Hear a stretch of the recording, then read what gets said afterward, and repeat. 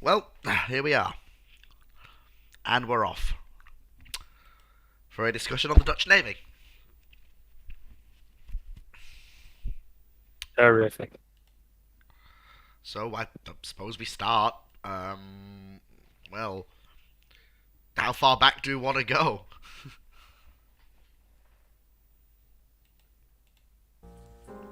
Uh, no idea.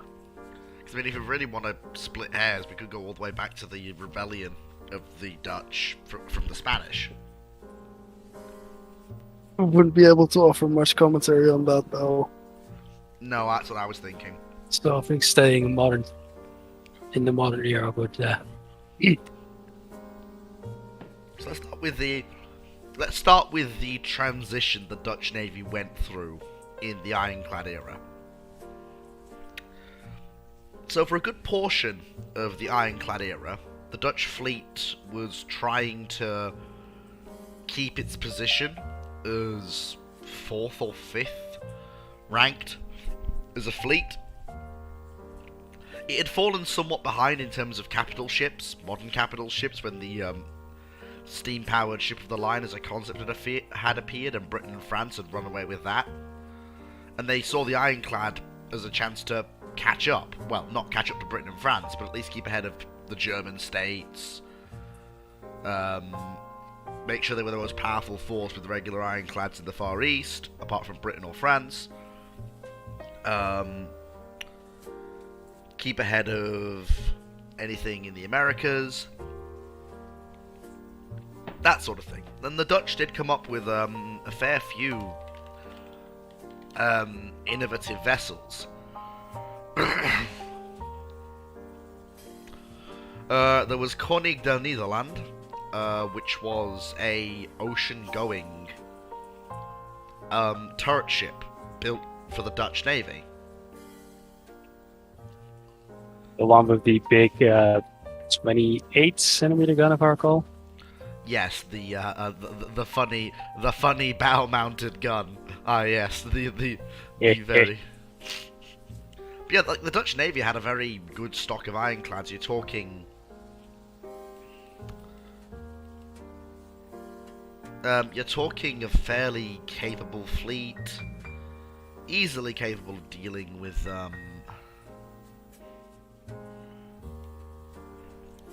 In terms of actual ocean-going ironclads, you're looking at only 3. A single broadside ironclad and 2 ocean-going turret ships. But the Dutch did build a metric butt-ton of monitors. But most of those monitors were designed for work. Like, they're ocean-going ships, but they're designed for work mostly in the North Sea. If the Dutch had a problem, they'd be sending Heinrich the Netherland, Koning the Netherland, or De Ruyter around to the Far East to bully whatever poor pissant was making trouble in the Dutch East Indies. I mean, that also just fits within the general geopolitical situation we found ourselves in at that point in time. You just lost, prior to the start of what we consider the modern era of warships, you just lost Belgium. Exactly. Which was a bit of a sting. So kind of like that's the... Well, yes, but the army also... The armed forces quickly kind of shifted and then this was the new situation that they found themselves in. As they kind of realized, then just like, okay, we are not a major power anymore and will most likely never be so. We are surrounded by big powers, of course, like in the early 19th century you had France and the UK, then to the west and to the south, and then eventually Germany also arrived on the scene from 1870s onwards. I mean, so we pretty much just always kind of try to position ourselves in a way that's strong enough to be. It's important to bear in mind that any nation that's not Britain or France in the 1870s has to basically commit its entire battle line to beat the Dutch ironclad fleet, because you've got the ocean-going monitors and the 3 ocean-going ironclads, which are more than a match for the Prussian fleet, the German fleet prior to 1890, and and any other nation, like the Danes, Norwegians, etc. The Dutch have got all them beat by a country mile. Even the Russian Baltic fleet, prior to about 1880, is going to have some problems bringing a force to bear that's going to guarantee overmatch against the Dutch fleet. It's after that, when we start getting into the era of steel armour, the ironclad advancing beyond a size of about 5,000 to 6,000 tons, that you really start to have the Dutch Navy having problems building the latest and greatest capital ships the world knows at home. It also doesn't help that from that point onward, you also have the Japanese showing up on the scene in Asia. Although at first they were an oddity to the Dutch, because they had like a few corvettes and 1 or 2... Like I'm mainly, of course, I'm talking like post Russo-Japanese War. That's yeah. when the entire fear of, shit, Japan can we just have go and a take our big shit. navy in the east that we now also have to take into account. That's when that also kind of because it's became important an issue. so there wasn't really a logistical network, because the Dutch transoceanic ironclad fleet was 3 capital ironclads. And like most of the great powers, if you're not at war, the British are more than happy to let you... Well, any nation's happy to let a warship coal up in their ports. Like, if you're not at war, it's not a problem to actually just sail across the world in a coal-powered warship in the 19th century. It becomes a problem when And you're we at generally also maintain positive relations with the British on a diplomatic front throughout the entirety of the 19th century. war. And of course, South Africa was more than happy to accept Dutch warships stopping into coal up for obvious reasons. At least in the early period before it was Britishized in the later part of the 19th century. Sorry, Anglicized. That's the correct term.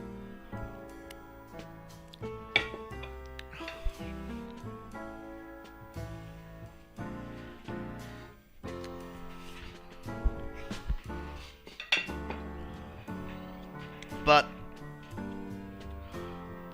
the Dutch really start to shift away from an ocean-going fleet of warships into... I mean, you've still got a fairly sizable fleet of...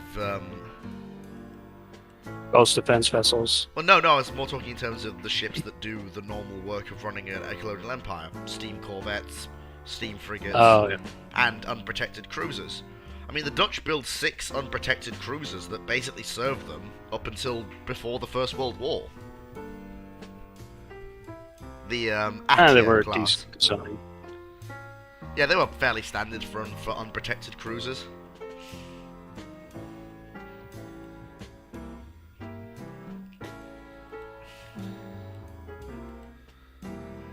They were the ships that basically were assigned to deal with general duties in the Far East. It's not until you see the rise of Japan that these 6 unprotected cruisers with their speed of 14 knots are quietly gotten rid of in the last years of the 19th century, as the Dutch start to realise, yeah, we need to actually You need new stuff. yeah, we need to actually we actually need protected cruisers.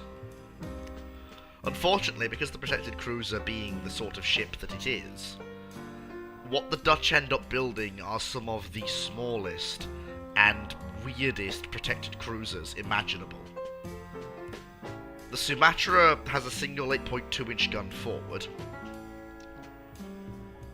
and a 5.9-inch aft, and she's a very weird ship. She's not bad, Then they decide to build the Konig Wilhelmina de Nederland, which says, you know what, I'm gonna have a Fucking single 11-inch gun I am forward. gonna have a single 11-inch gun forward because that's a thing that exists.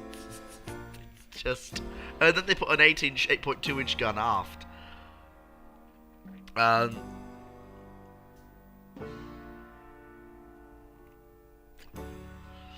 They yeah, but these early starts at Dutch protected cruisers don't last very long. Those first two.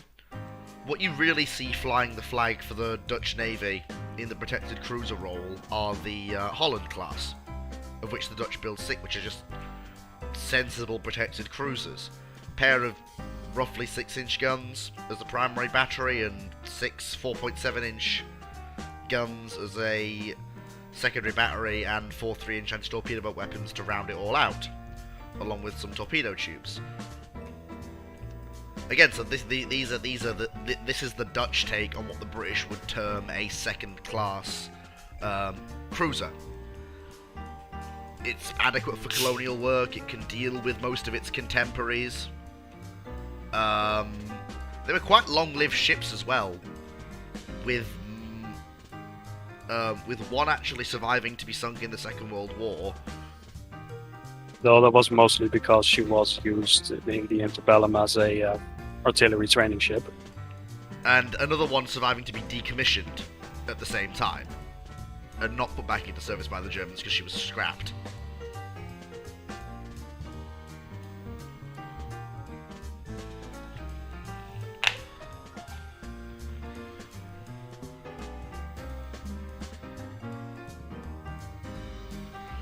The Dutch really start looking into the whole concept of coast defense ships. Really, you're looking at... Because the problem is... About like the 1890s. Yeah, the Dutch, 1900s, do build a good number. The problem the Dutch have is that a Dutch coast defense ship cannot be what other powers' coast defense ships are, e.g. a short-ranged vessel that's just designed for work near the coast. Because the Dutch have a unique problem. They have a colony that's half a world away. They might need to shunt their fleet around. So what they decide on is they start out small with what for the time was a fairly standard coast defense ship with the Evertsen class. But they realise that... Yeah. I'll let you do the pronunciations. And they build 3 of them, and they're fairly standard. If you've seen Drax's recent videos on the Swedish coast defense ships, they're fairly similar. You're looking at a pair of just prior to the long-barreled gun revolution, 8.2-inch guns. Sorry, 3, because 1 twin, 1 single. Which is not a bad armament for a coast defense ship in this period. In fact, it's actually rather good.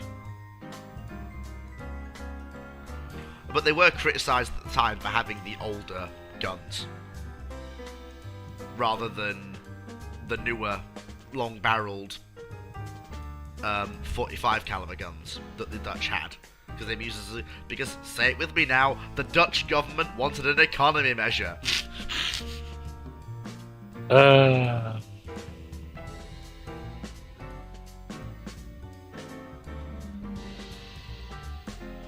Please hold all scenarios and questions not related to the Dutch fleet until the end, please. So we're done with this Dutch topic.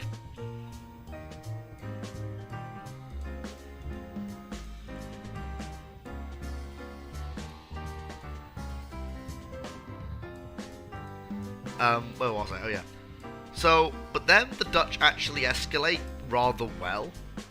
Because most people who went into the coast defense ship concept didn't escalate in armor or firepower as rapidly as they should have done. The Dutch are actually one of the best in that regard, adopting quite readily the new armor schemes of Krupp and Harvey and the new long-barreled guns to create ships that were a reasonable threat as full squadrons to contemporary battleships.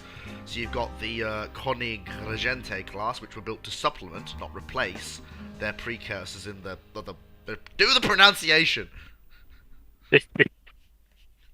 Koningin Regentes. Yes, and their precursors were the Evertsons? Evertson. Evertsons. And again,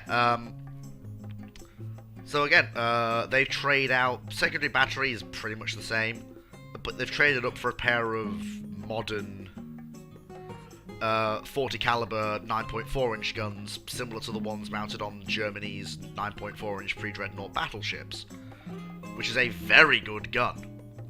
Good rate of fire, good ballistics, long barrel life, and more than capable of dealing with most of the things they're likely to encounter in their service lives when they're built. Again, they're followed by a one-off of a nearly identical design, which basically was just the same ship, but slightly bigger, and with less armor on its turrets and barbettes. I honestly don't know what the difference is between these ships, I'm gonna be honest.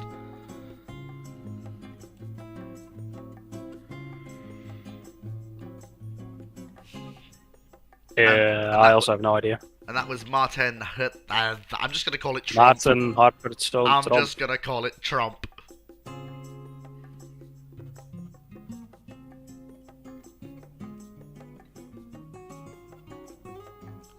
You have to do the full pronunciation, please. Nope, not doing it. Not doing it. Not doing it. Again, all of the ships we've discussed, most of them were decommissioned in the 20s. Apart from Herzog Hendrik, which for some reason lasted until September 27th, 1968. Somehow, I guess. Sure. How did he last that long? I'm curious. In In the Interbellum was mostly used as like training ship. Oh yeah, ship. she was converted into Just an served accommodation pretty ship much. after the war. Yeah. And then Yeah, so pretty she much served just as served anti-air- kind. Yeah, but she was an anti-aircraft ship for the Germans during the war. Okay, that's fair. Then we've got. Of course, just leave it to the Germans. Yeah. Then we've got another one-off. Jacob van Heemskerk. Yep. She basically was a realization of the.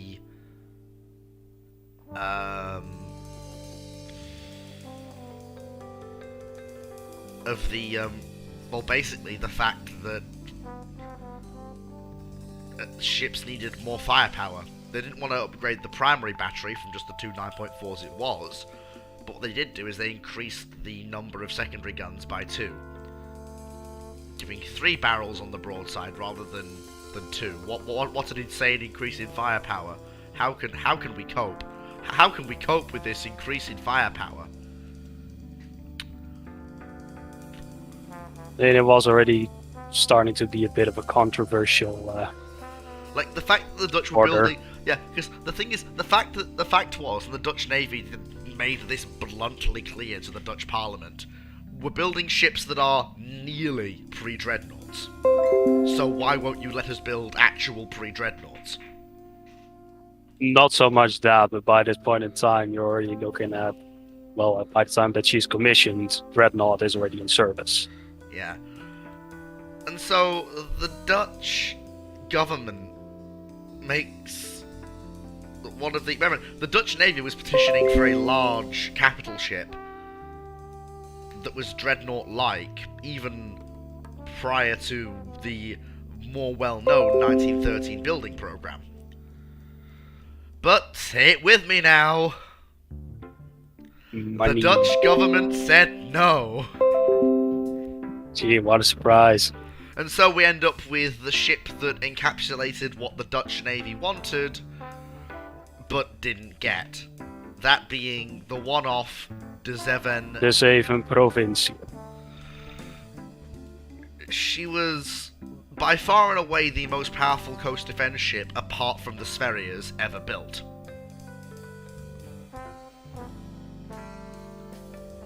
Armed with a pair of 11-inch guns, displacing 6,530 tons, with a fairly decent secondary battery and fairly well armoured, but only being capable of 16 knots.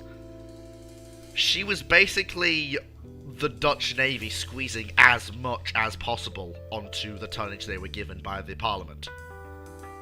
And they did rather well with her. Like, anything that wasn't a dreadnought battleship, or a pre-dreadnought battle... Basically, anything that's not a full-scale battleship in the period prior to World War I in the Far East, basically has to listen to whatever the hell she tells them to do.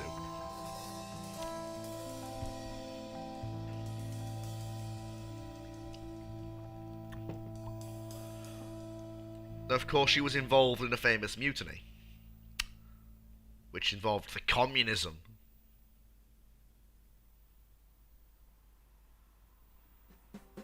Ah, yes, the Surabaya mutiny.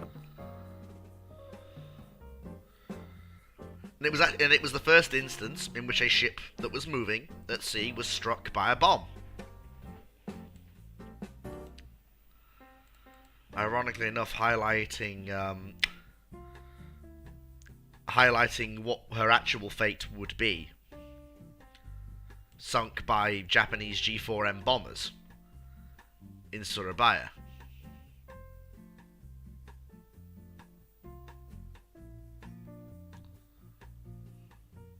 Another W for the Dutch Navy. Again, showing progress. But, I mean, this leads me to the first thing I want to debate. Hmm. That being, if it would not have been wiser for the Dutch Navy to invest in building pairs of full-on battleships, or small battleships of the kind we saw built for the Chileans, you know, the ones with dual 10-inch guns that the British were building for the Chileans. If it wouldn't have been wiser for the Dutch to build or buy ships like that in pairs, rather than building 2 classes of 3 ships as their first vessels. And then building from there, we might have seen a better turnout. But then again, it was never the Dutch Navy that was making the decisions for these smaller ships. It was the government that was making the shots. Rather, the cabinet that was in office at that time. Basically. Then, of course, we come to the elephant in the room. The pretty much pre-dreadnought design that followed the Zeven Provincia. Well, no. Where the Navy was like, we don't want this. It's like it's fucking 1911. I didn't know about that one. Like before the battleship program in like 1912, 1913, when that entire thing started, the Navy or the government was first looking like, okay, we're going to see if we can get another coast defense ship that was effectively just a Dutch Sverige. And the Dutch Navy just 4 11-inch guns, and pretty much just said like, no, it's already like 1911, 1912. We need to look at proper fucking battleships. And these things don't work anymore for the needs that we currently find ourselves in. It's worth bearing in mind that... Oh yeah, here it is. It's included in the Dutch 1913 proposal.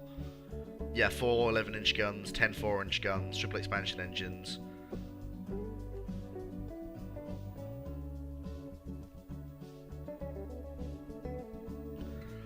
Basically, there's a bunch of different people moving in various different circles at the same time to get the Dutch Navy a capital ship. And it's worth pointing out that the Dutch had decided, like,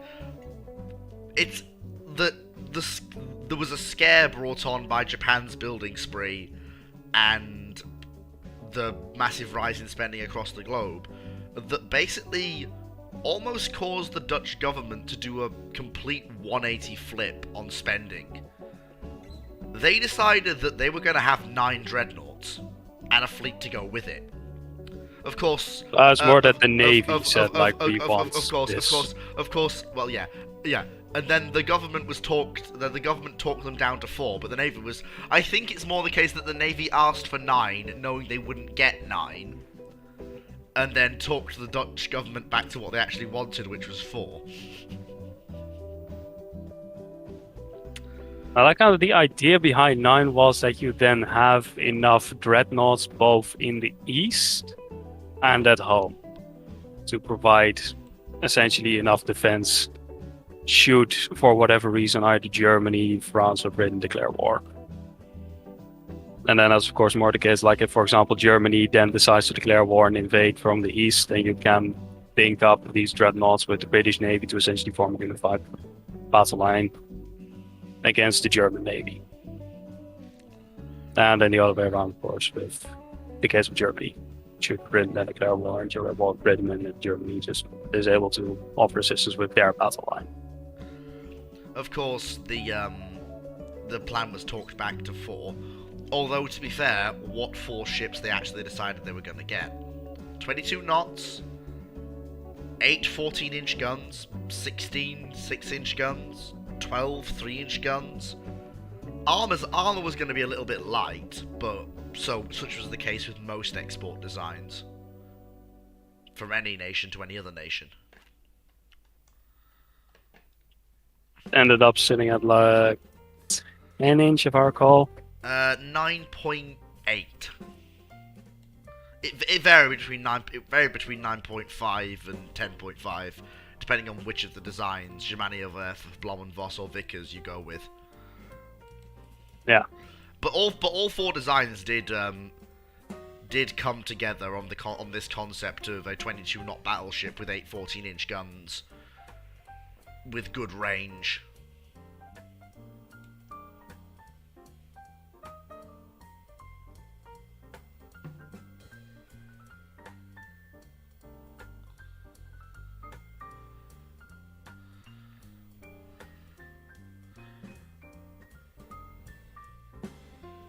Oh. Hmm?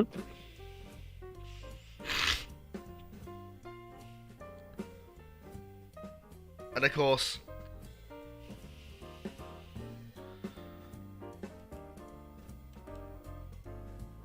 the bill was all being worked up. Everything was getting ready. It was all gonna be laid up in July of 1914. The bill was gonna be put before the Dutch Parliament, and then August rolled around and everything went to shit. Yep. We're gonna get a battleship. Oh wait. We're gonna get 4, and then no, we're not. War. The only parts of the fleet program that we ever actually saw were the 3 Java class cruisers. 2. Really? They only completed 2 of them? That's pathetic. They completed 2 of them. That's pathetic. He couldn't even complete 3 bloody cruisers. Fucking... They just government that again stepped in and then it's like, okay, Jesus. we're going to finish only 2 of these. That just makes me sad. Genuinely. It is genuinely sad.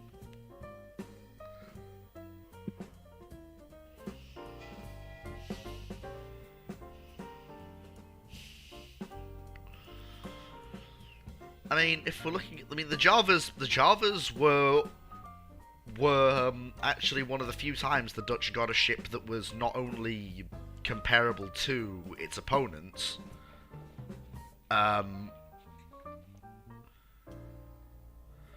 was actually on par with what common practice at the time was. Of course, they didn't stay that way as the treaty era came along. But for a brief moment, the Dutch had a pair of cruisers that were modern and powerful.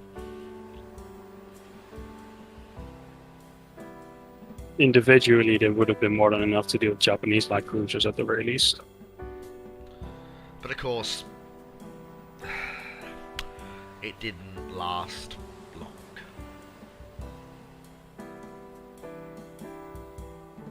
Just economic malaise in the antebellum ultimately made that the armed forces as a whole did not exactly get a load of funds. No. One might even say that the Dutch were shell-shocked spectators of the Great War. But Tish, thank you, I'm here. Sigh. I'm funny. The Dutch instead turned to rather powerful destroyers.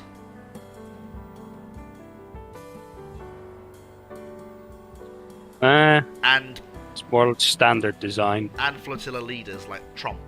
Tromp's an interesting design that I covered in a live ramblings 2 weeks ago. Sorry, 4 weeks ago now at time this is going out live. But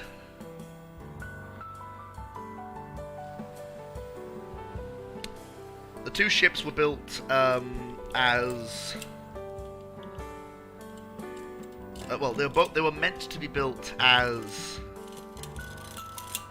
ships to lead the Dutch destroyer flotillas, 1 each for each of the destroyer flotillas the Dutch had. However, while Tromp was finished in her original form, Jacob van Heemskerk had to escape to Britain and be completed as an anti-aircraft cruiser, which she did very well. Both ships actually survived the war and went on to lead very long service lives in the post-war Dutch Navy. Though they were unfortunately scrapped at their end of their service life.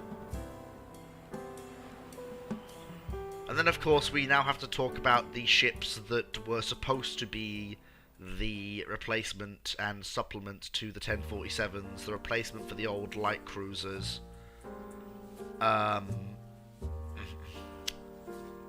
But ended up actually being the ships that revived the Dutch Navy in the post-war period. The De Zeven de Provinciën class light cruisers. Of which I think De Zeven de Provincië is still alive to this day, I believe. Or I'm not sure if the Peruvians have scrapped her quite yet. If I recall, there was they did vote on possibly keeping her around as a museum ship, but the vote did not go through with majority, so was shut down, and she was either scrapped or is still in the process of being scrapped, or is going to be scrapped.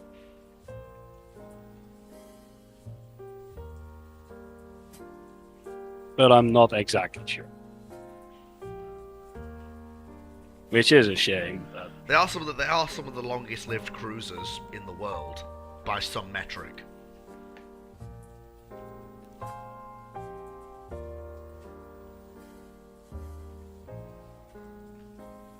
it's a service life of about From what I'm 60, aware, she's 70 still, years. She's still alive. She's still alive. She's not dead yet.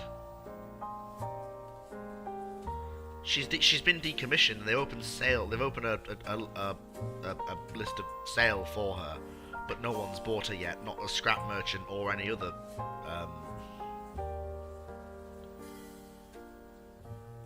Though that was a while ago.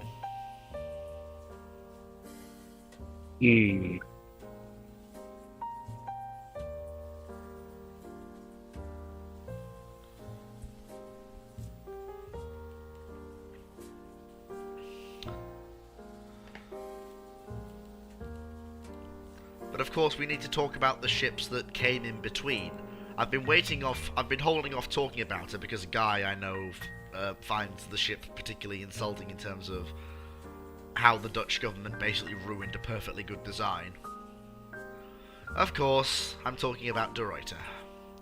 I'll let the resident Dutchman take over for this one because he can tell this story better than I.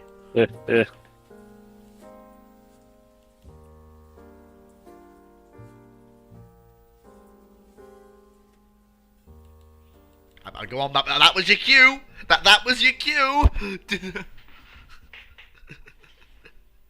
Awkward silence. Yeah, that was your cue when I said take over. I wasn't just talking out of my...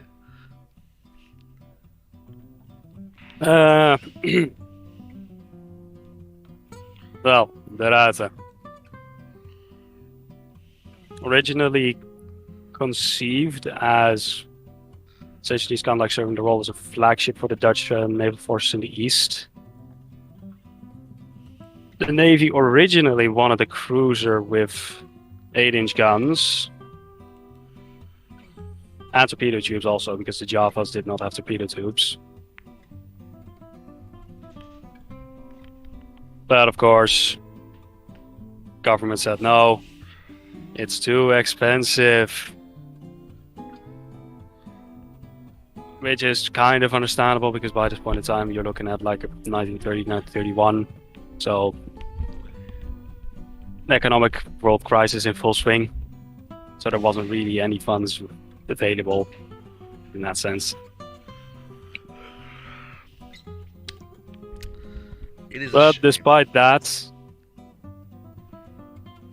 Fleet Minister Dekkers did ultimately want to push through a naval plan that would see a few new additions to the fleet, which included the addition of a pair of cruisers. The proposal in and of itself was ultimately shut down for cost reasons. Surprising, I know. If the audience may be beginning to see a trend here with Dutch naval programs.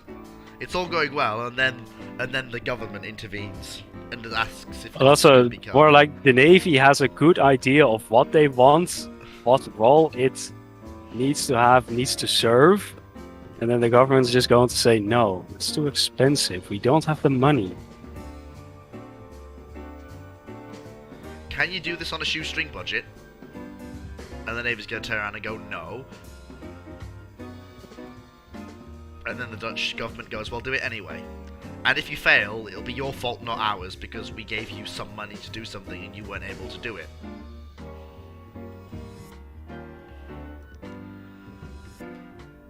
There is a reason. The Navy only got like a few million guilders in terms of overall budget to work on. It was just like nothing. But then at the very least in regards to the Ruiter, that is the fleet plan of Dekkers, which was pretty much just already at the time called the bare minimum, and was also heavily critical in the East Indies because the people in the East had already kind of like known that there was already in the 20s a naval plan that called for what was essentially the minimum to defend the colony. Now you're only doing half that, and it's still not good enough. It's still too much. Like, the Dutch government really... So the entire situation before the Ruiter was even laid down was already just an absolute mess. But since the Navy was better off just getting something rather than nothing, they managed to get a compromise with the government to at the very least get a cruiser built. They originally envisioned then ultimately a vessel that was similar to the Leander class that the British had, so about 3-inch belts, 8 6-inch guns and 4 dual turrets, 32 knots, that sort of thing. But then pretty much the government said like, no, this is still like too expensive, too much money, too aggressive in its design. That might result in diplomatic repercussions. That's the point! They tried to get any excuse in. So what did the Navy do? Okay, we're going to settle for a vessel that's only has 6-inch guns, about a 50-centimeter belt. It's so then, it's of course, was said like... It's genuinely sad to watch. It's genuinely sad. It was just like, no, that is not enough. That is too weak. We can't use that. So then ultimately they managed to compromise. Originally that the Navy had then wanted, of course, the 8-gun vessel still. that the government still like, put their foot down just to make a statement that said like, okay, it's not going to have 8 guns, it's going to have 7. Wow, such firepower. So what you ended up with was a vessel that still had like the 32 knots, 50mm belts, and 7 15cm guns. Also had 10 40mm Bofors anti-aircraft guns that were located quite close together. Ultimately, also then of course with the Haselmeier mounts, and then just their general central location just forward of the aft turrets. Ultimately, did mean that the ship have very great anti-aircraft firepower for the time, and was very effective in the anti-aircraft role in that sense, because of course centrally guided anti-aircraft director, being able to guide 4 5 dual 40mm Bofors guns, that is quite some firepower. So for all its flaws, in that it was simply just not enough, it did at the very least have some good points.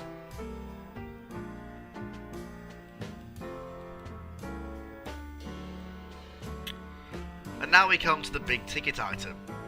The Dutch Navy's final attempt to get a full-size capital ship in the form of the 1047 battle cruisers. We have a rough idea of what form these ships would have taken, but we don't know for certain. We know they would have had 11.1 inch guns, or 11 inch guns. One of those two, we're not sure. We know they would have had a full dual-purpose battery of 12 4.7 inch guns in 6 twin turrets, and 40mm Bofors and Oerlikons as their light AA battery. Armour would have been, they would definitely have been battle cruisers, not battleships, but would have been sufficient to render them immune to 8-inch shell fire across their entire length.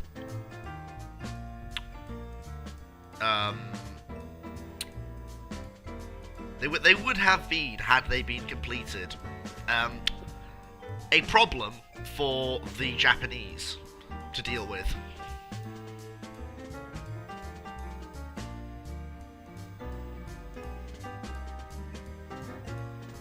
They would have been by far the most dangerous elements in the Pacific to the Japanese Navy. At least during the early part of the war, where there was only one Kina Butai and it could only be in one place at once because the Japanese refused to split their carriers. And yeah, send Congos to fight those ships, see how well it goes. Because yes, the Congos can hurt them, but they can hurt the Congos just as well, and they're faster than the Congos, and they've got better, and they've got more modern fire control than the Congos, and can dictate the engagement.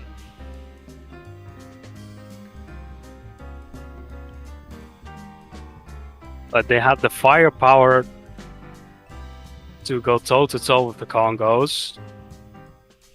They had the speed to outrun the Congos and keep up with Japanese heavy cruisers, which they could handily beat because they had far stronger firepower And armor. and far stronger armor.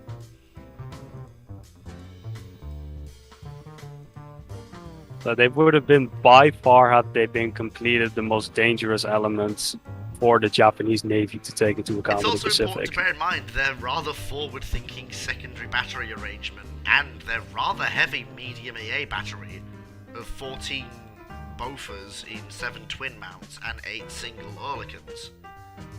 It's a rather forward-thinking secondary battery arrangement, which shows the Dutch had learned something from the strike under Zeven de Provincia.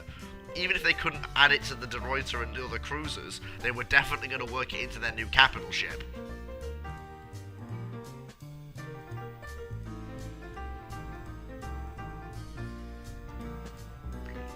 But it wasn't to be.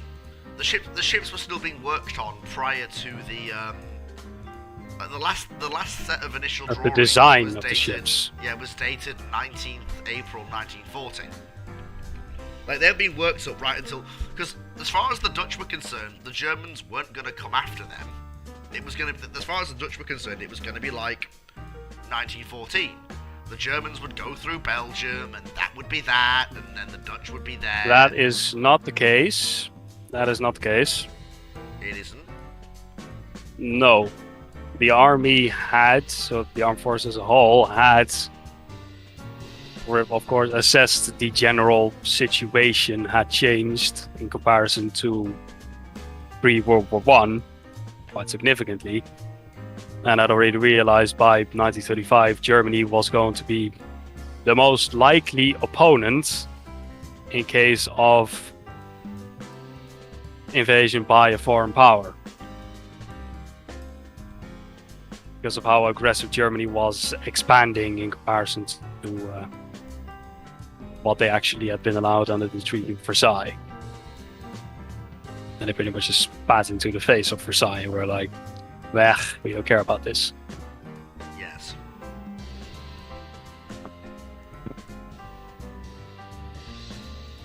But the reason why they worked with the Germans for the most part on the project was simply because of the fact that that was the most readily available channel that they could use. Because you, of course, have IVS stationed in The Hague. That, of course, was the German front bureau that was set up post-World War I to give the Germans, at the very least, some work around Versailles. The IVS, of course, being responsible for what would eventually culminate in the German U-boats. As besides just helping in the Dutch submarine build-up in the interbellum, it was also responsible for designing the Finnish submarines. And I worked on Spanish and Turkish submarine designs in the early 1930s. And as that was mostly, well, pretty much exclusively manned by essentially German personnel who had contacts with companies like Blohm + Voss and Krupp, Germaniawerf, that pretty much is like your most easily accessible channel in order to get a proper battleship or battlecruiser designed and possibly also built. Indeed. Although, while the Dutch failed to get a proper capital ship during the Second World War or prior to it, the Dutch Navy would succeed, finally, in owning a proper capital ship after the war ended. That being the only Dutch carrier, Karel Doornman. And she had a very long and interesting career. Partially because she was built by the British, served the Netherlands, served actively with the Netherlands. She did actually fight in the war with Indonesia. Indonesia, yeah. And of course, there was going to be an attempt by the Indonesians to actually sink her with Soviet-supplied Badger bombers. Which, of course, failed. Well, no, that was never launched. Exactly. That's what I said. Yeah. But like most of the British carriers that were sold abroad, her active service with Western navies ended as her aircraft and her capabilities were wound down as you got towards the late 60s, like most of the other light fleet carriers that were sold by Britain to most of the major NATO and non-NATO partners. Then she was sold to Argentina, where she became the Cinco de Mayo, and was nearly sunk by us in the Falklands War. Fuck you, Argentina!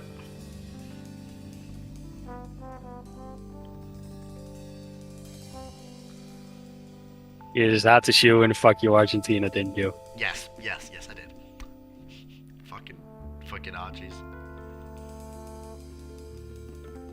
She also operated some of the longest-lived Avengers ever.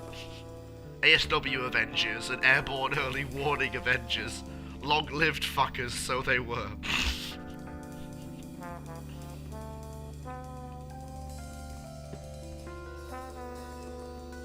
We simply realized the potential of the Avengers.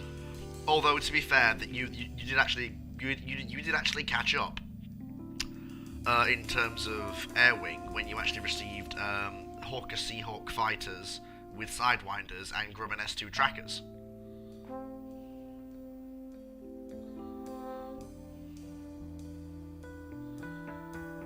Yay. But when she was retired, she was the only full-sized capital ship that the Dutch Navy ever operated, to this day.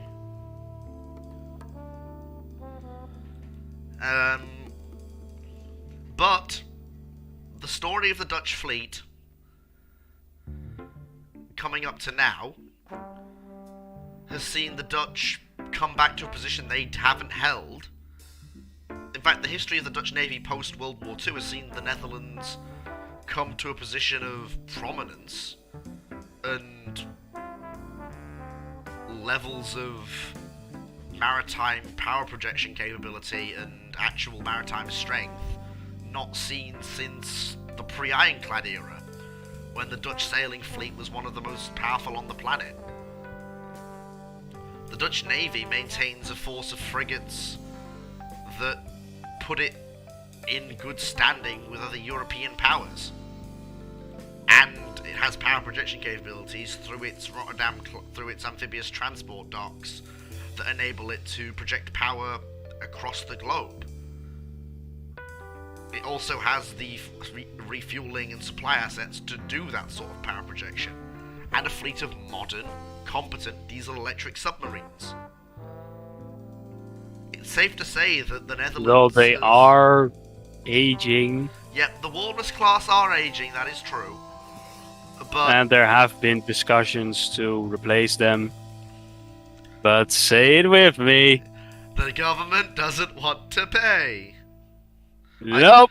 You thought carriers are... In what world are carriers not capital ships?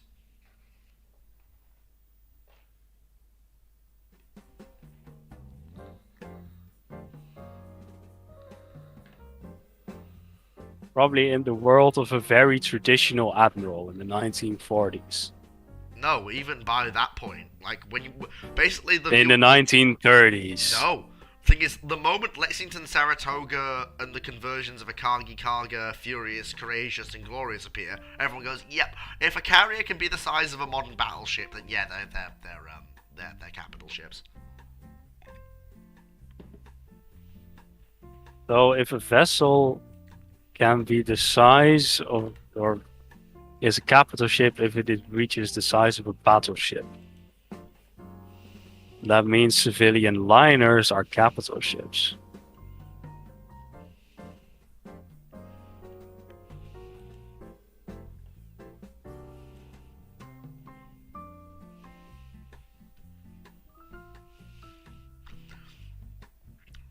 Yeah.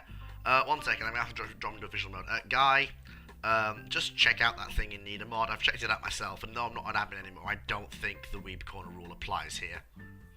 I'm gonna be honest with you, Chief. I think that user's being overzealous, I'm gonna be honest. It's not the main focus of the picture. I'm gonna be honest. I don't think the... Yeah, that's not... You may want to tell them that then. In Paradox Grand Strategy and Need a Mod. I mean, you can consult the other admirals if you like, but I think they're gonna agree with me on this. It's not like it's the focus of the image.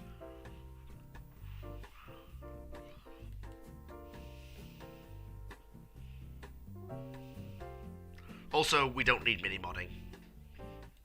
Just bring it up to the mods, don't tell him to do it until we actually give him, like... Yeah, he's brought it to our attention, so basically just tell him thanks for bringing it to our attention, but we don't need you giving commands until we actually decide what's happening with it.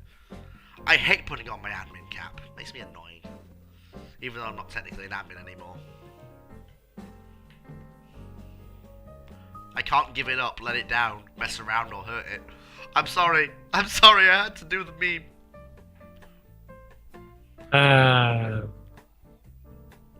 Some guy says carriers aren't capital ships. Oh, funny. The carriers are capital ships.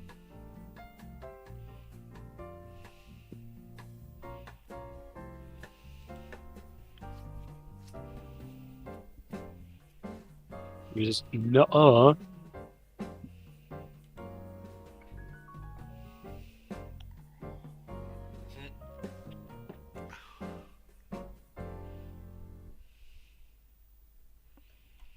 Aircraft carriers weren't around pre-World War One. Oh, World War Two. Okay, yeah, I misread. Yeah. No. Well, no. The British didn't recognise them as capital ships in the sense of slugging matches. But as far as the Royal Navy was concerned, they were an asset as valuable as any of their battleships. They do, of course, offer greater striking power in terms of overall range than a battleship ever can. The British always considered their carriers to be capital ships, if not in official documentation that is still tied to a navy that considers a capital ship to be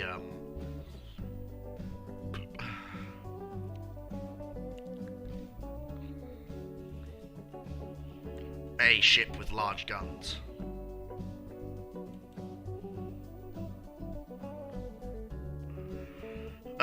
Does anyone have any questions relating to the Dutch fleet and the basic Cliff Notes version of Dutch naval history we've just related before we move on?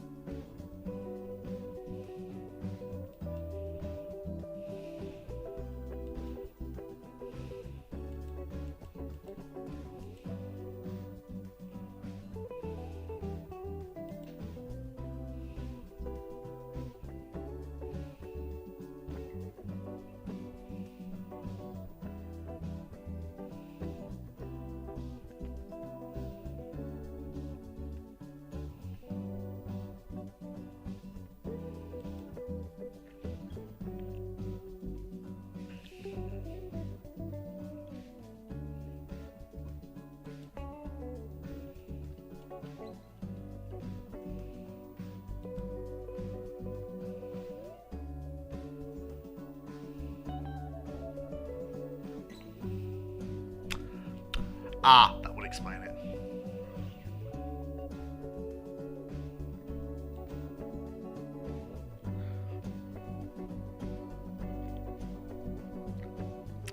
What was the overall strength and capabilities of the ironclad and later interwar Dutch navies when it came to total ships and power projection?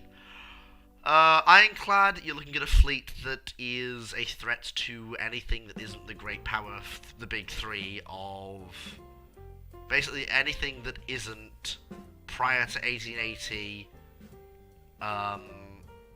Britain, France, Italy, Spain, or Russia, or Austria-Hungary. Anything that's not those big six has to consider the Dutch a peer opponent. Post 1880 to about 1914, you're looking at the Dutch being a very much a navy that is, you have to think about them if you're a major fleet, but you're not looking at but they're no longer looking at the Dutch and going, I have to really strategically consider certain things. You just go, it will be annoying to deal with the Dutch navy.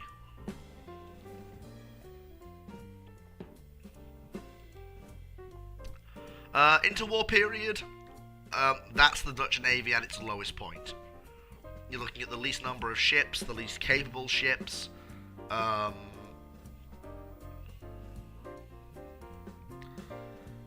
basically looking at the Dutch Navy at its nadir. Trying to come back from it, but not being able to.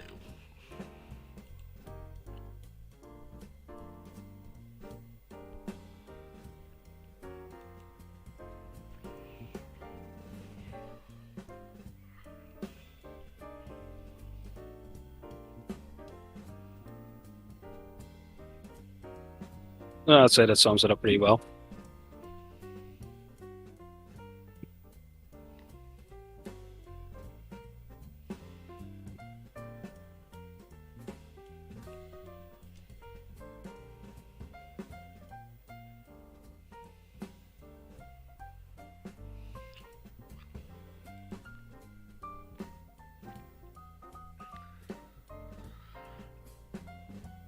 Yes, you can ask general questions.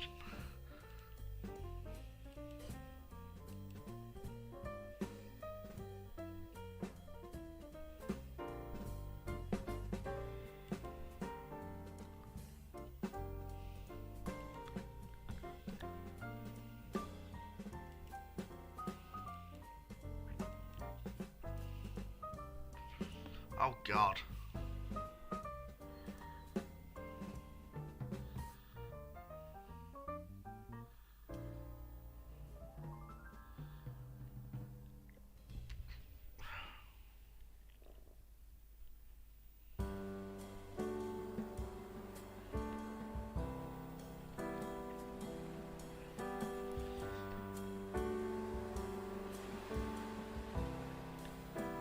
Zuikaku,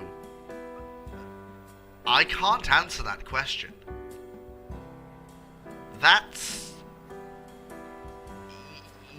You've basically got to take whatever scenarios you got from your wargame.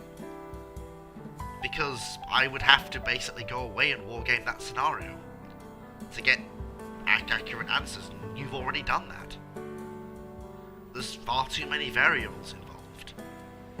It can go whatever way you like. I could say that the US wins the battle line engagement. I could say that Yamato strikes several lucky shells into several several US capital ships and just flat out wins. I could say the US gets support from its air wings on what remains of the airfields of Hawaii and strikes the Japanese fleet, damaging Yamato and enabling the Standards to win. I could say that the Longlands is a decisive factor and cripples the US battle line with decisive torpedo strikes.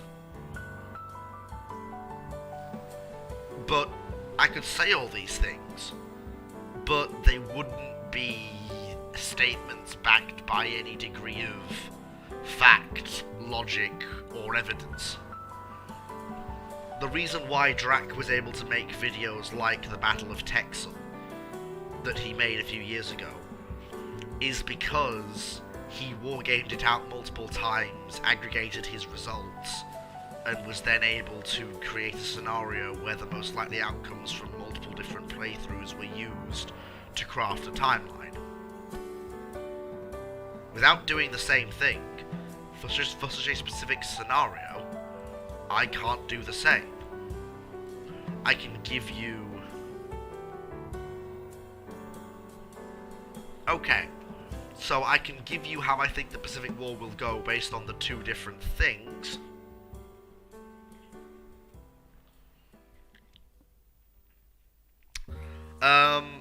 Basically, you're looking at, for the first one, the Japanese have won the Pacific War. Basically, they've not only attacked Pearl Harbor, but they've defeated the US fleet in open battle. They didn't launch a surprise attack without a declaration of war.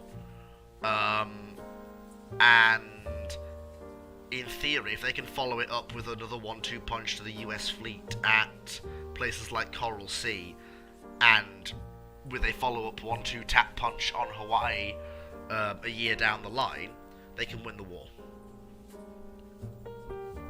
Or at least force a settlement. Without Yamato, the US has proven they can fight back, and that they just need their more carriers to win. So basically, Japan's still on the same track to loss, in essence.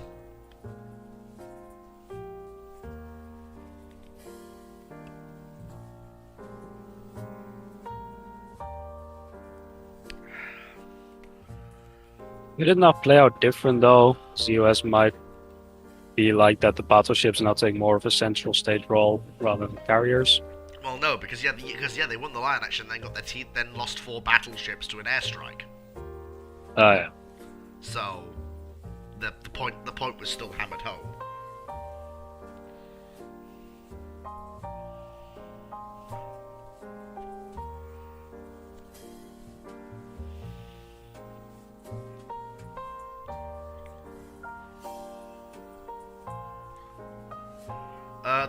The High Seas Fleet versus the Russian Navy in the Baltic, we've seen how that scenario plays out. The Russians usually have to be very scrappy in how they fight, but because the Germans are unwilling to really risk their capital ships too much, because, you know, they need them to fight the British, the Russians are able to pull off rather dramatic successes. And because the Ganguts do have a 2-knot speed advantage over the vessels they're fighting, if the battle's not going the way the Russian Navy likes, the Ganguts can just pile on the speed, and because they're oil burners, they can just pile on the speed, turn on the taps, and yeet themselves off over the horizon. Faster than you can say, goodbye, German fleet, I can steam at 23 knots forever, because I'm an oil-burning capital ship. Fuck you! Basically, any proper engage... Well, yeah, the Ganguts were oil burners. It's the reason why they didn't see much action in the scrapping with the British, because the Red Navy were having trouble finding enough fuel oil to get them to run.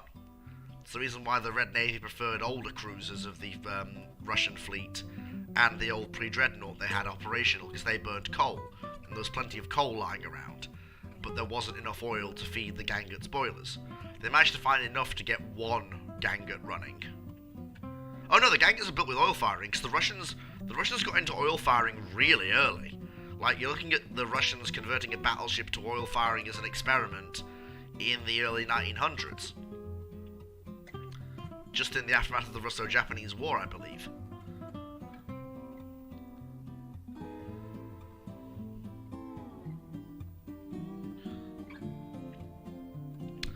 If I can change one thing about the design of each modern NATO MBT, what would I change on each tank? Okay. I can actually answer this question really easy. Leopard 2 needs a boiling vessel. Challenger 2, give it another boiling vessel. Abrams needs a boiling vessel. Ariete needs a boiling vessel. Leclerc needs a boiling vessel. That's it. That's it. Like, the NATO MBTs are top-notch kits. They're top-notch pieces of kit. Every NATO tank must be able to make tea. Or coffee. I'm sure the Americans would appreciate being able to make a cup of coffee.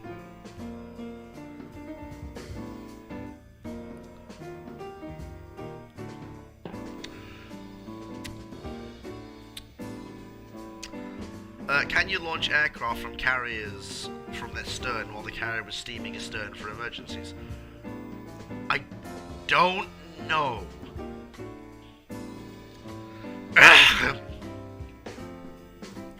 Suppose you could. Possibly? For certain aircraft, but I don't know. It would depend, basically. But yeah, basically, it depends, is the answer to that question. It depends. Depends on the carrier, depends on the,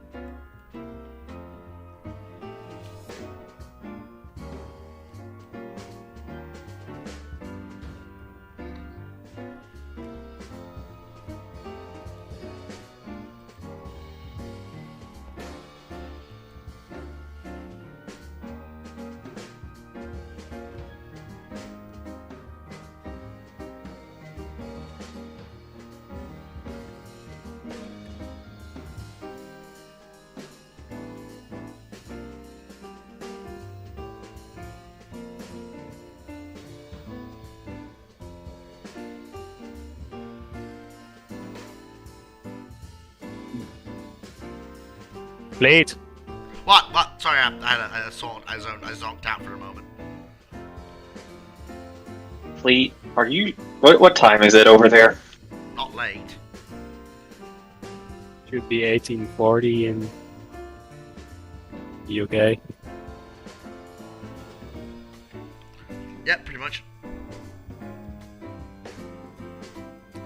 How helpful would the Japanese Mediterranean Atlantic squadrons have been if they decided to go full send and bring all their DDs to help kill British U-boats?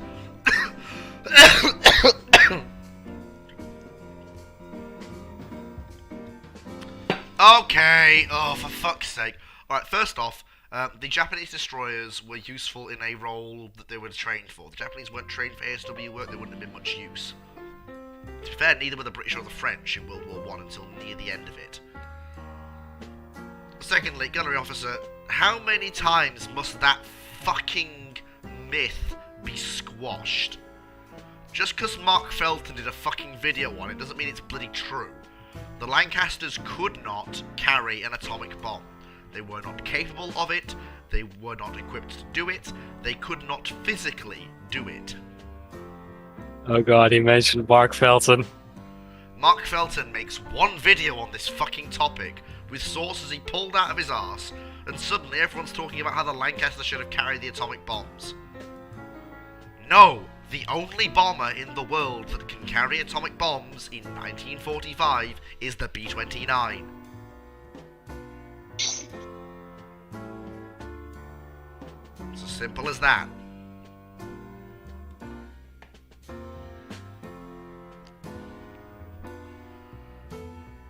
Anyway, moving swiftly along. We're going to continue the Mark Felton. We most certainly are.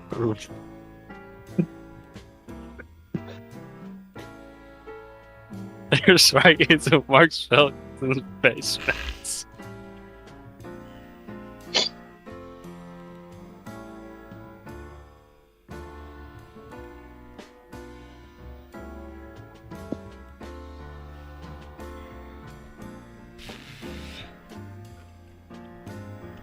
What are some of my favourite fictional warships? Well, I am a proud participant in the ship bucket trawling meme, so I do have a lot of favourite fictional warships from there that I do like to troll through every now and then. I do find it an insane level of fun to just poke through and have a look at.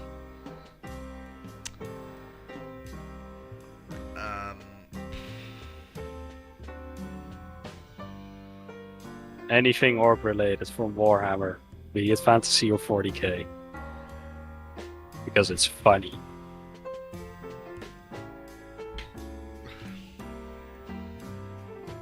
And yes, it does count in regards to the question, because it says fictional warship. And Warhammer, it's fiction. I think there'll be there may have to be a separate ramblings on fictional warships at some point down the line, where I'll have to go into that. But for now, I'm always fond of quirky design concepts, or watching a nation's design lineage build. So I love trawling through alternate history forums, especially in Shipbucket, and just looking at how a nation's warships evolved differently. Because of, like, I once did an excellent bit on the Mexican Empire and how their warships evolved.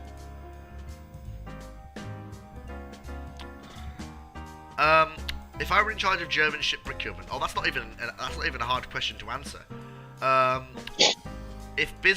You don't go with a Bismarck that's the same capabilities on an efficient design. You go for a ship that takes advantage of her full size and get a monster with a massive secondary battery, 12 15-inch guns, and Well, the other question is there another shipyard that could take an efficient Bismarck? Because if there's another shipyard, why not both? You use the shipyard you used for Bismarck for the 50,000 ton design, and then the small shipyard.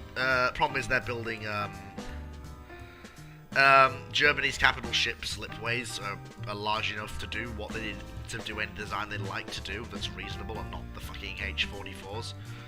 So it's just numbers of slips. But they don't have that many of them? It's just numbers of slips, that's I thought they may have had another, like, 35,000, 40,000 ton slipway kicking around somewhere. Oh no, they've got a few, but they're tied up building things like Graf Zeppelin and her sister ship, or the last of the Hitlers.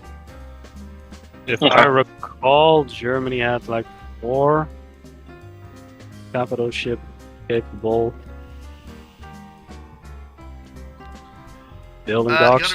Gunnery officer, it's important to bear in mind that the US in aid to the French in their part of the Vietnamese War was strictly designed so the French would lose, but not lose so hard the communists would win, because the US wanted to step in to replace what they saw as an incompetent handling of the situation with their own handling of it.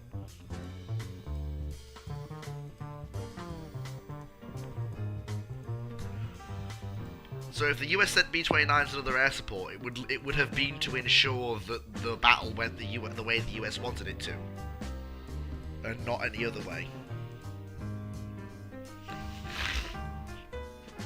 We should do a sci-fi ship ramblings one of these weeks. Yeesh. I think I did that already. I think I did that already. No, that was 40k. Yeah, I think we did, but it was a long time ago. I'll do ago. one on Star Wars at some point. It's starting to get to me, ramblings. I tell you, I'm starting to feel the as we approach. I mean, we're coming up on. I mean, we had the 2-year anniversary.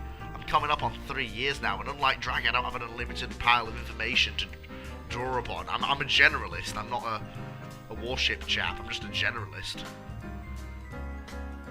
Same. Yep. So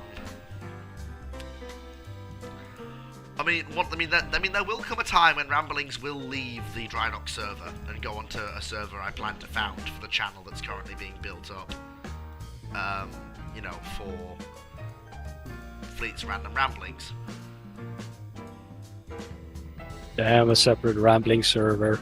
Well, no, just a separate server for the YouTube channel that I'm creating. Channel that's currently being... I mean, I'm nearly at 100 subs. Wow, what an excellent thing. I'm just 2 subs away from 100. It's great. Of course, if I go over that 100 sub, I have to do something, don't I? So I had to do something special. So Yes, you have to do something. I know. It's like it's the laws of the YouTubes. You know, you got to do it to them. Now 1 sub. Is it 1 sub? Yep, it's now. It's now 1 sub away. Shit. Okay, so I'll quickly answer Zuikaku's question. Zuikaku, in regards to late war Japanese piston-engined aircraft,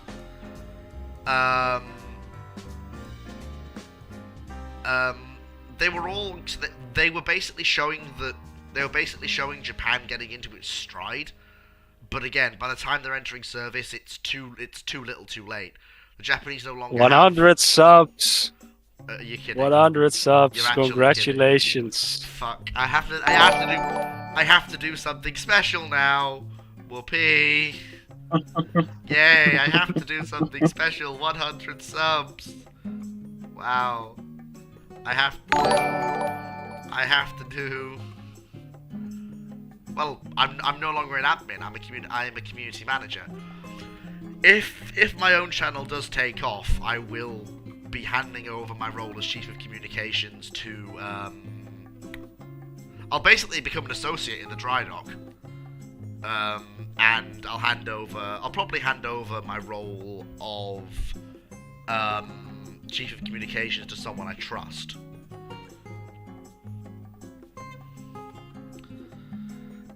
Oh no, Zuikaku. Not me. I don't have the time. Oh, Zuikaku, I'll probably get in touch with Rex and Monroe if that's the case and see if they have anything they want to do about it. Good morning, gentlemen. I'm here to change the future. The fuck have you done to that panther? He made it better. No, that's worse. Oh, it's better. I mean, I'm gonna point out that the Germans can't modify Type 9s to launch V1s. It's just not possible. They can't do it.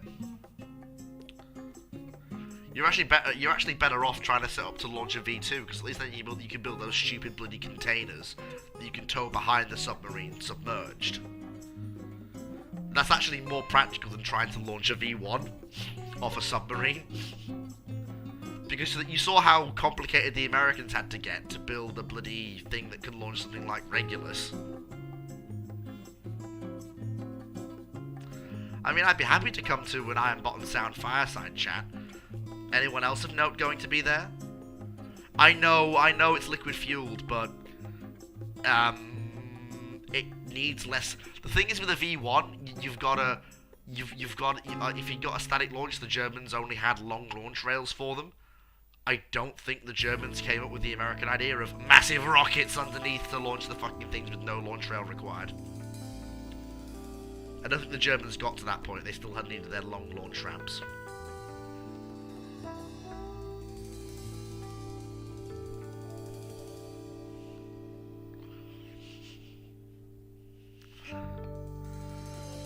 well, mainland China was more important to the US at first. Because, you know, the Chinese Civil War was still ongoing. You want to get Drac, not me. Because there'll be a lot of questions where I'll go, I don't know what I'm talking about. So if you can get Drac, that's great. I'm sure Drac wouldn't mind. He always loves a good chance to natter on naval history.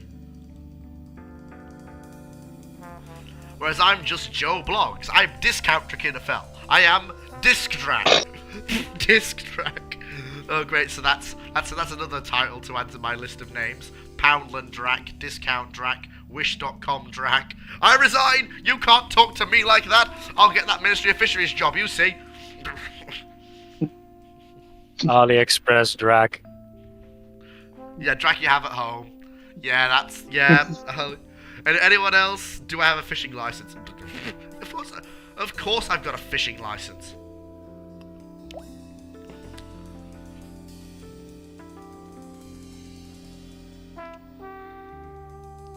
It's 19 BBY. Fuck yes, Tarkin is dead? Fantastic. Basically, I keep doing what Tarkin did. Like, the Imperial 1 is the... I keep building Imperial 1s. I actually increase the production of Imperial 1s. My plan is to phase out the Arquitens from garrison duty and put Imperial 1s everywhere. Everywhere gets an Imperial 1. Nowhere is not important enough to get Imperial 1s. No, Imperial 2s are not better. Imperial 2s are battle line ships, built for fighting the Galactic Civil War. Imperial 1s are colonial station vessels that are going to overmatch anything a pirate or a raider would have. They're much better equipped. Imperial 1s are equipped to police an empire. Imperial 2s are equipped to fight a war.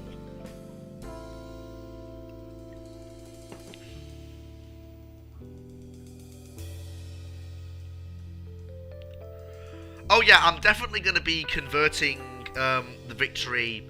I'm going to be dragging in every single victory that's left and converting them into Victory 2 models. But every single Venator is going to the scrapyard. Every single Venator is going to the scrapyard. All of them. I've no use for them. They're not. They don't have the same policing potential as the Imperial 1 does. The Imperial 1... Keep one as a museum ship at least. The Imperial 1 has... the Sekitas can stay. The Sekitas are like... the Sekitas are the carrier capability of the Venator with the firepower of a proper, almost heavy cruiser style level of bang.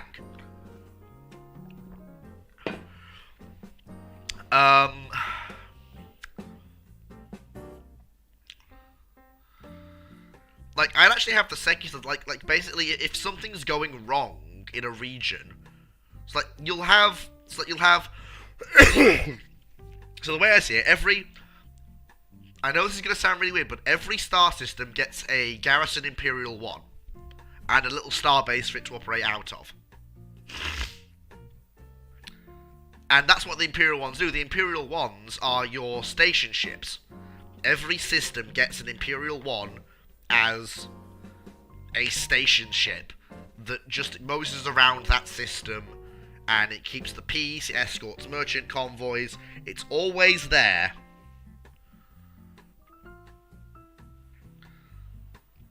Oh no, Noble Reeves, this is the thing. Because the Imperial 1 has enough bang to actually deal with whatever it needs to deal with. It's got enough TIE fighters to deal with what it needs to deal with.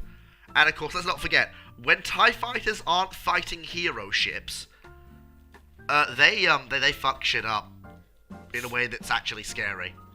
When TIE fighters aren't fighting hero ships, it's kind of scary quite how effective they actually are. Of course I'm building the Defender, because the Defender plays into the next part of my plan.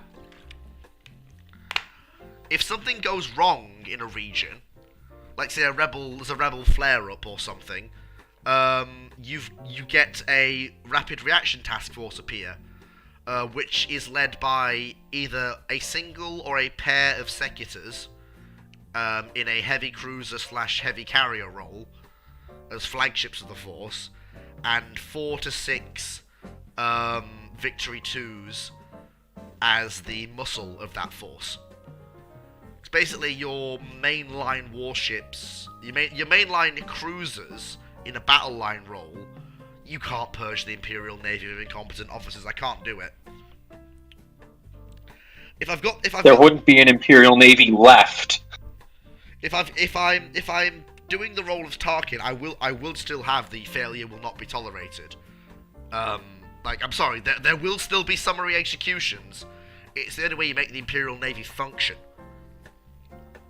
But what I would do is I would make sure that anyone who's getting executed is getting executed for the right reasons. Unless, of course, it's Vader doing Vader things. I can't, obviously, control Vader. I can control the Imperial Inquisitors, but I can't control Vader. Yeah, I'm building. So let me get to. I'll get to Super Caps in a minute. So when it comes to super capital warships, I'm definitely building the Velators. The Velators are a useful, fast, large unit.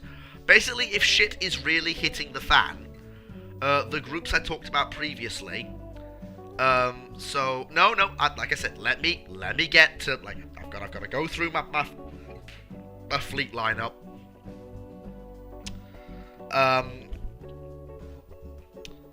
So you've got your Imperial ones, your station vessels. They're the general workhorse of the Imperial Navy. There are thousands of them. They're going, like, Kuat is continually pumping them out, and they are just everywhere in the galaxy. You can't swing a stick without hitting an Imperial one, basically. If shit is hitting the fan, and either, you know, let's say the Hutts are getting uppity, or the Black Sun's doing some funky shit in the Outer Rim, the local sector commander is allowed to admit that he can't control the captain of that Imperial one. Is allowed to admit that he can't control that sector and he needs help. At which case, a rapid reaction task force would arrive, which would be, like I say, 1 to 2 sectors and 4 to 8 Victory 2s to provide additional firepower, and they'd also be accompanying a full Stormtrooper Legion to put down that region's problems. I'm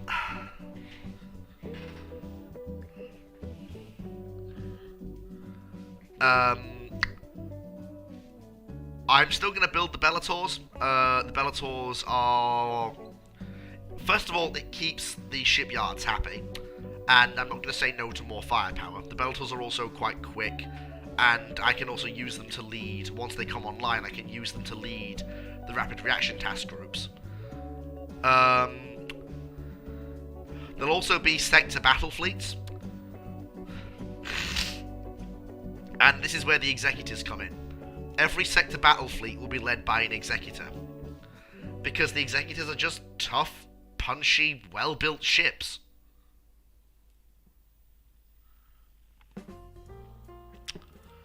And to be blunt with you, the fact that the executors were long-lived and brutal combatants proved their worth. I am going to advise the Emperor against building the Eclipse, however. Because, yeah, the Eclipse is silly. I'll say, look, you're building the Death Star. The Death Star's a far more potent symbol than the Eclipse is. Just let me have an additional pair of executors instead of the 2 Eclipses, please. Because I can put them in like a reserve fleet around Kuat, and I can rush them around the galaxy, doing funny things.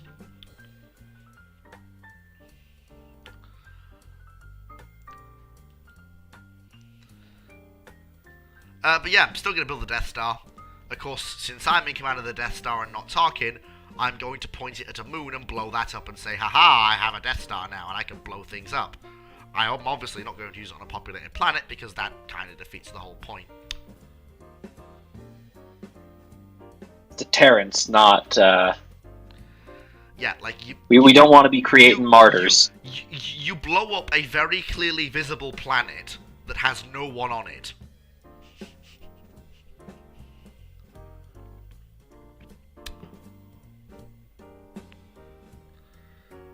Yeah.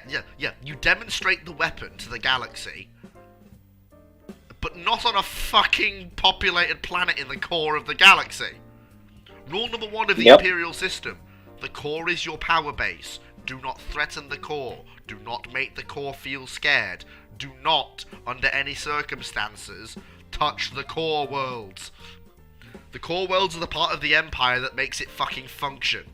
No, we're not in fucking Babylon 9. Shut up. Babylon 5.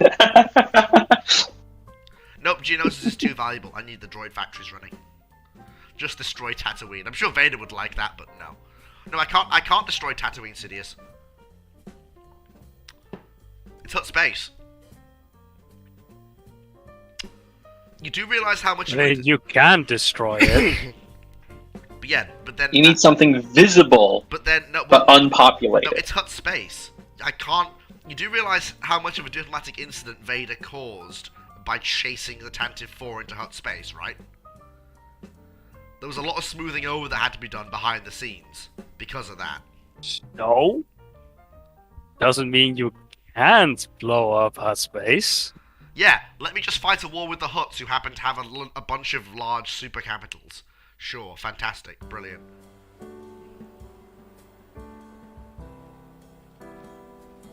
Exactly, playing 4D chess in order to get the Empire to pretty much crumble. I don't want the Empire to crumble. The fucking, especially since this is old canon.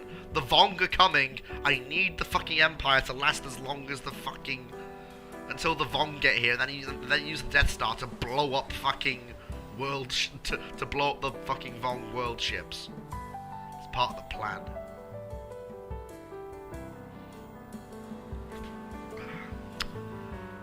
I'm avoiding some of Fractal Sponge's and other people's fan dreadnoughts.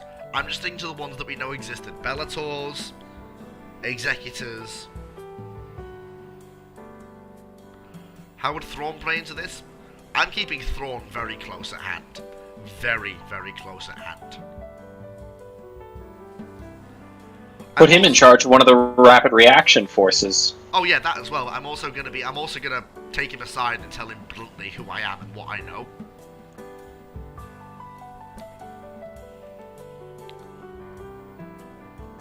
Oh, the Praetors exist, but by this point the Praetors are old.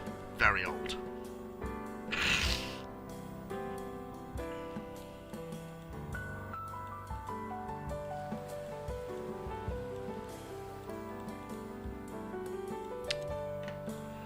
I'm also basically going to be funneling, I'm basically going to put warships under Thrawn's command and tell him to go and patrol the western edge of the Corellian hyperspace run. Oh dear, a pair of Praetors and some Imperial Ones have gone missing.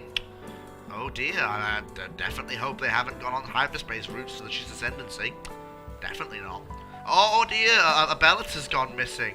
Oh dear, better shoot some Imperial officers loyal to Palpatine for letting that happen. Oh dear, what's this? Oh no! Oh no, an Executor's gone missing now. Oh, we better really start shooting some people now. You know, those officers over there that oppose my existence. Yes, shoot them. Meanwhile, Thrawn and the Chiss Ascendancy are just rubbing their hands together with the toys. Because I trust them to look after those bloody ships until I need them. It's basically bulking up the Chiss Ascendancy and ensuring the Empire of the Hand exists is basically my way of going, if shit hits the fan and I'm either forced out of the Empire or, you know, I'm forced to actually start having to properly kill. Because bear in mind, I'm setting up this Empire to police to be stable, but I'm also not trying to kill the rebellion for obvious reasons that I'm sure are obvious. I don't actually want the Empire to live, but I do want Thrawn to live, and I do want the Empire of the Hand to live.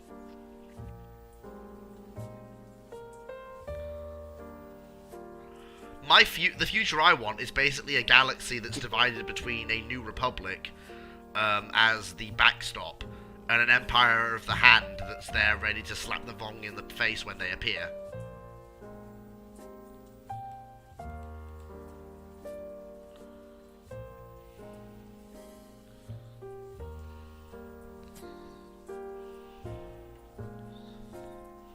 Oh yeah, we're building Tonfolks out the fucking wazoo. Like, everyone gets a Tonfolk. Like if shit, what, Admiral Dala, Admiral Dahlia is suffering Admiral Dahlia's flagship is suffering a reactor accident the first chance I get. Or she's being declared a traitor and shot. Or, heck, I'll just tell her to go to Vader's quarters when he's having one of his bad days and have him kill her. That'll do. Why? She's an idiot.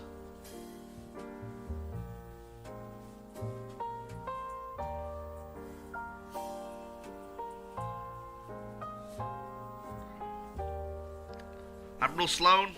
That's new canon. I'm not familiar with him. Hey, let's look. The individual admirals underneath me don't matter to me. The individual admirals serving under me. How would I keep Vader in line? I'm the Tarkin replacement. I am the replacement Grand Moff. I just keep out of his way till I am a Grand Moff, and I get the authority from Palpatine to actually issue him orders. Then at that point, I just basically... I just attempt to nudge... Yeah, basically. Oh no, Admiral Dahlia got ambushed by 3 Kel Bene class battleships. Oh dear, whatever shall we... If only we knew how they got that intelligence. Oh no. Vader, we think... hey, Lord Vader, I think that idiot over there, what's he called? Oh yeah, Piet. Yeah, Piet, that guy. I think he... I think he was passing information because he's an ambitious guy. Just go and give him the old force choke, would you, mate? That's a good chap. Yeah, there you go.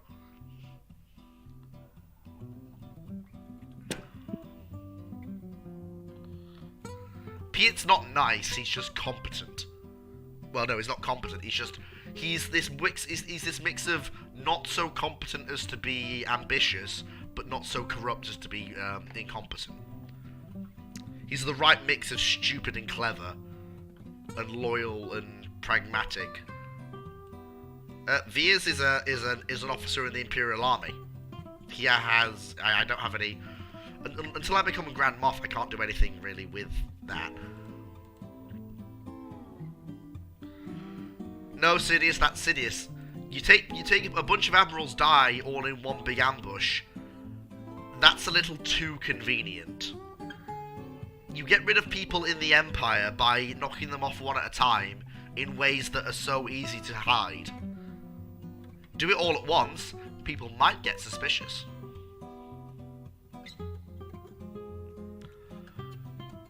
I'm basically dancing a tune of loyalty to the Emperor and the Empire, camaraderie with Vader, and basically me and Thrawn are basically attempting to puppet the Empire on strings, the pair of us. Attempting. I think we're pretty much succeeding at this point.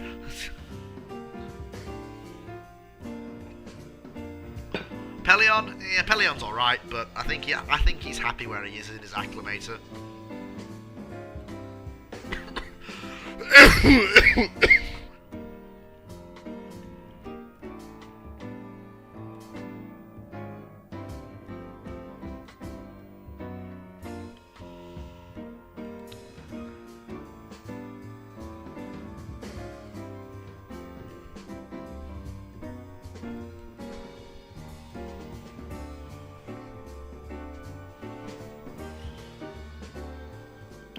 Oh no, basically once the rebellion starts, I'll fight it, but I'll fight it in ways that are traditionally Imperial incompetent. That's easy. You basically, the ISB, while the ISB may not like some parts of disloyalty, as long as you're delivering results that actually advance the Empire's goals, you're fine. And to be fair, above a certain rank, the ISB can't really touch you. Like Tarkin was above suspicion, and so will I be.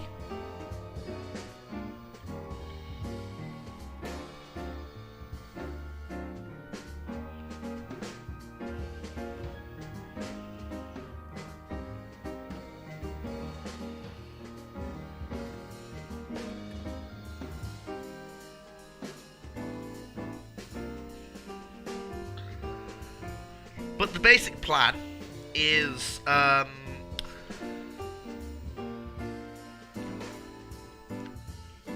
so the final plan, in essence, is Thrawn will be given command of the Death Star, along with very carefully curated men and stormtroopers loyal to Thrawn and myself. And the Death Star will be sent to do an exercise in operating in somewhat wilder space in the western edge of the galaxy. And then, oh no, Thrawn, the Death Star, and all its crew have gone missing. Oh dear. What a shame. What a shame. Oh dear. I wonder where they've gone. I wonder what could have happened. Oh wait, where's Grand Moff Fleet of Oceans? He's gone as well, along with his personal executive class flagship, and another executive class went with him. What do you mean? Two of our super capitals are gone. And we've no idea where they went. Meanwhile, me and Thrawn sitting on Chiss, sipping martinis with the Death Star and two executives in orbit over the planet, just casually sipping. Like, this is good.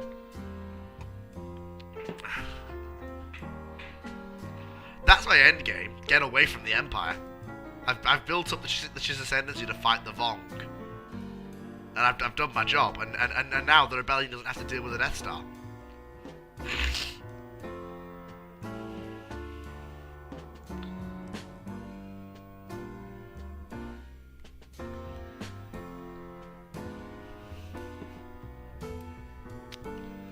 That's basically what I'm waiting for.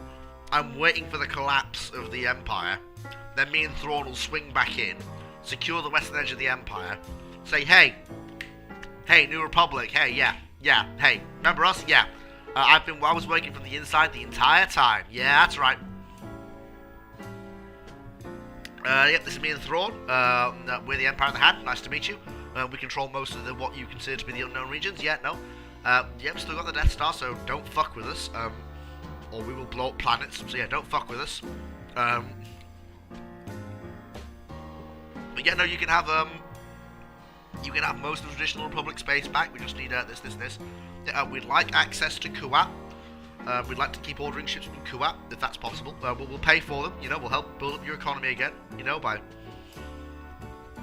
paying for Kuat.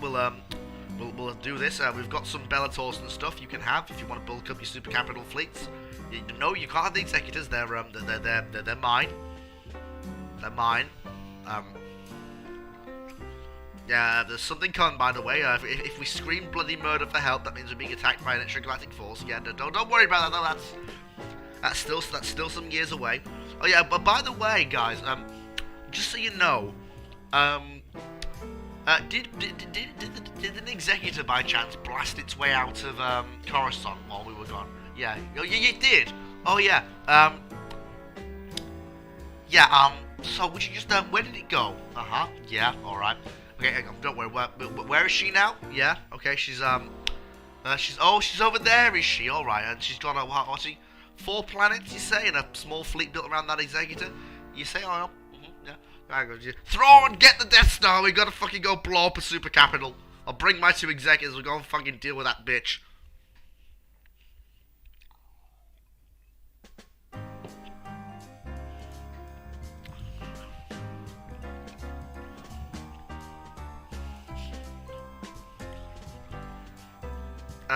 Izan Isard, Director of the Imperial Service Bureau, I think.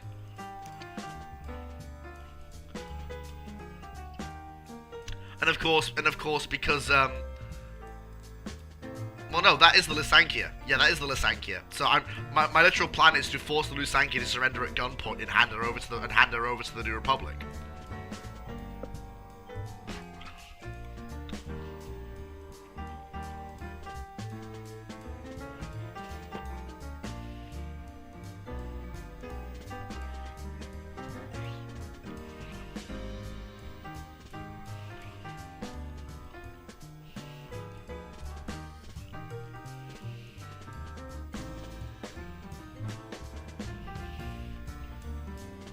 I ain't touching them all. I ain't touching them all. My only use for them all is finishing the Death Star. Once that's done, we're fine.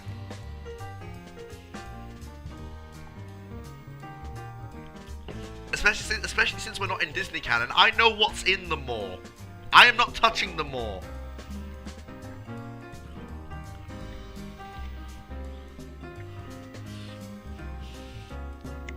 Surrender the Superstar Destroyer. Literally, you've just got the Death Star painted in police blue and white with massive flashy lights on top. This is the police. Put your Star Destroyer down. We know you escaped from Coruscant. Stop, or we will use single reactor ignition. Nino, Nino, Nino.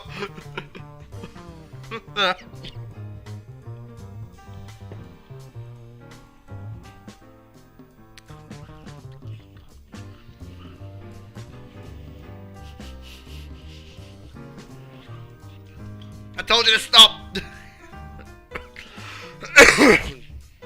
Never!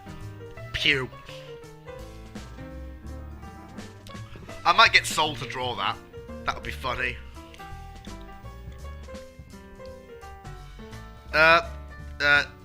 Patch. Fetch. That's a police Death Star 1. Escorted by two executors. And a horde of Victory 2s, 3s, and Executors. So yeah, one Kendosi is not gonna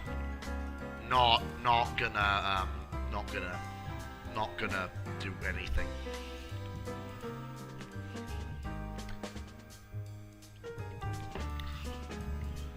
Palps is fucking dead. Palps emerges from Biss with his fleets. I have returned! Oh wait, that's the first Death Star. Eclipse just gets annihilated by a super laser beam.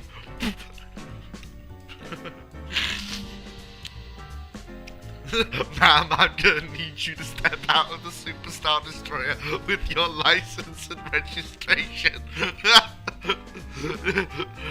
Were you aware what parsecs you were going, ma'am?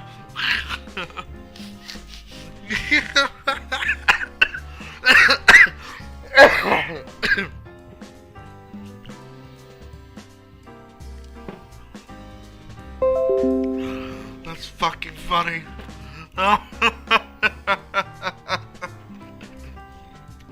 Sir, I'm here to reach you about your space station's extended warranty. Oh, this is your cousin's executor. Is that your cousin in the ship? Give me a second. I need to go and take mine. That's killing me.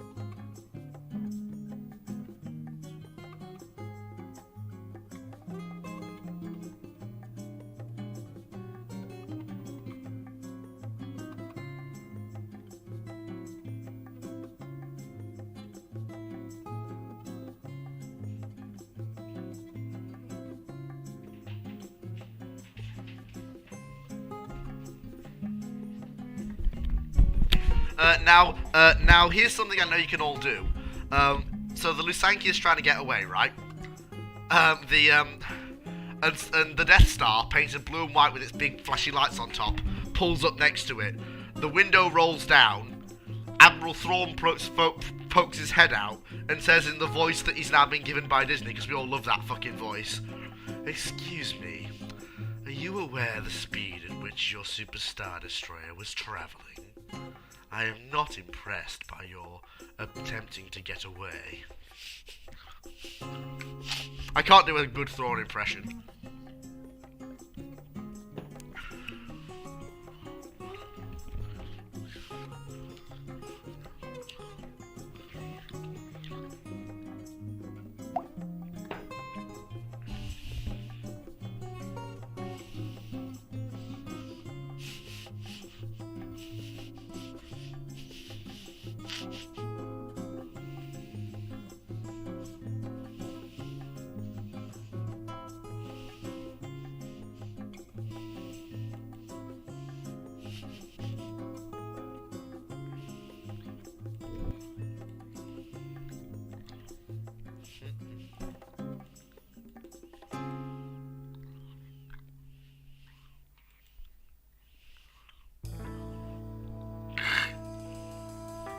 Drake Leviathan.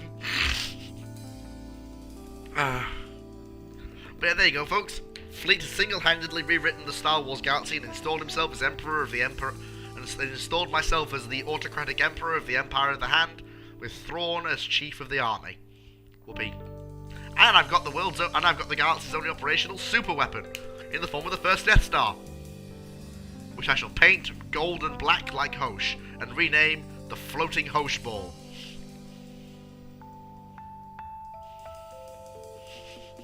At the very least, you now have something that actually looks good. Hosh Orb. The Hosh Orb. Fear the Hosh Orb! Commence single begetter ignition.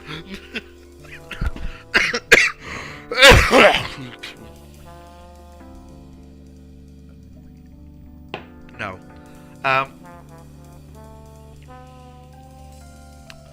What was the purpose of the US homing torpedo in World War II? Did they use it in combat? Yes. The purpose of the US homing torpedo was to hunt submarines.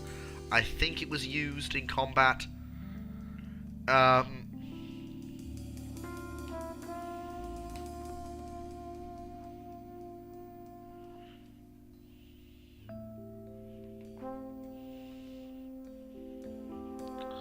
Oh no, because thing is, we're not. No, like they won't destroy the Hosh Orb because its location will be kept secret, and most importantly of all, we're gonna open diplomatic trade with the New Republic. I want free and open commerce. God damn it! I want to tie our economies together so we don't go to war. And also, I want to make it clear to them that we're not the Empire, like in any way. Like I mean, like.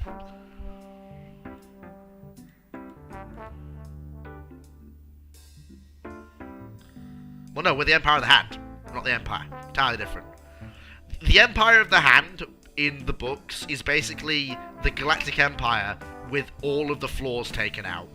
It's actually kind of scary.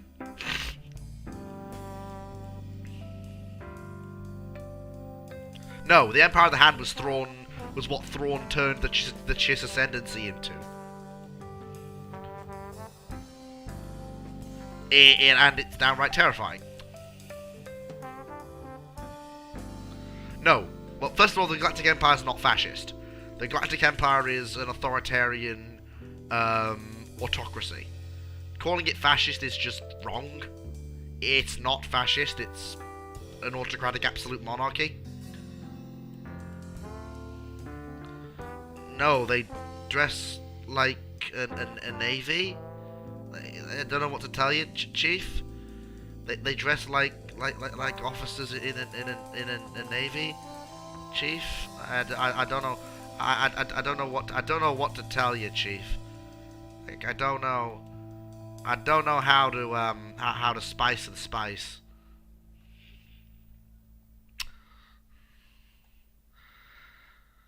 I suppose we can have a few more questions before I wrap up. I would like to go and do other things before I actually turn in for sleep tonight. Like, I do have things I want to bash over the head with sledgehammers, and games I want to play. Sledgehammer.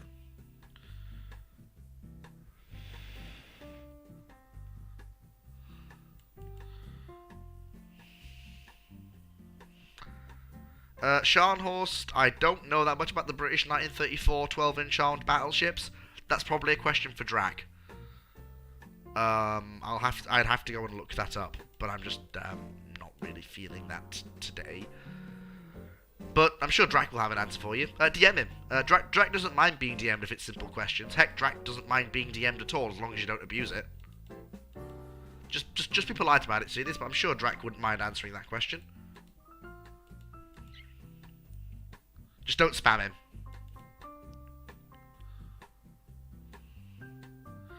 No, don't feel bad. He doesn't mind it. He's a naval historian. It's his job. He likes being asked questions. Just don't overdo it.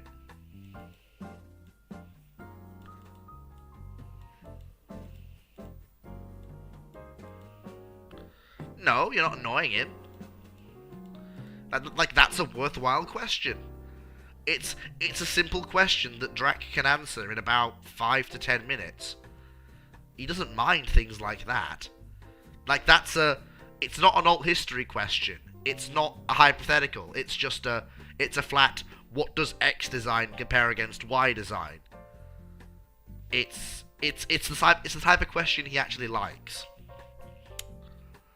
British Tran asks, Dear Fleet, after the UAD development crew were magically teleported to the UK and given a fat budget, what do I add? Okay, first things first, we're having ironclad hulls for all of the major powers. Secondly, we are reworking the tech so it's appropriate for 1890. Thirdly, we're adding a ton more early hulls in terms of cruisers and everything else. We're also not limiting cruisers or hulls by displacement. We are limiting them instead by characteristics. So you can have a destroyer that's 10,000 tons and armed with bloody stupid guns, but it won't be cost effective, and you'll have very few of them, and you'll probably be overwhelmed by smaller destroyers that have, proper destroyer size armament. There'll be no limit on guns, firepower, armor, or anything else for any ships. The hulls only indicate what role in the fleet the ship will serve, and that's it. You have basically full freedom in everything else. Also, Battleship Palaio in the game. How would the Guppy subs cope in 60 sub warfare? Same as the Whiskies would. They would just about be on the edge of their reliability.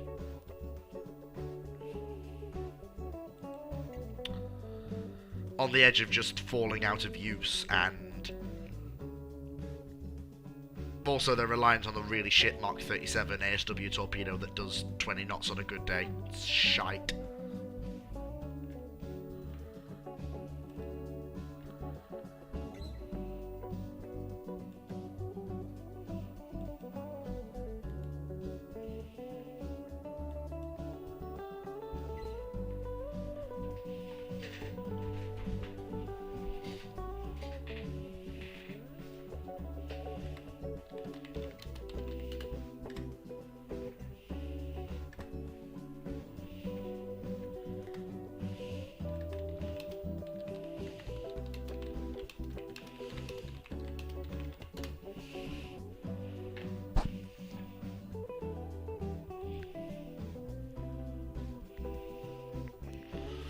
Do you know what the visual differences between the Agumos, Ashios, and Kageros were? Nope. For me, everything from the Fubukis onwards that isn't Shimakaze or Akizuki is just Japanese 5-inch armed destroyer. Version number fucking this one. They're all the same to me.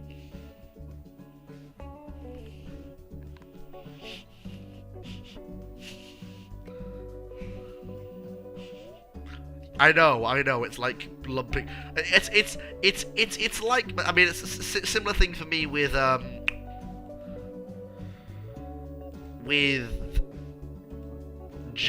US destroyers.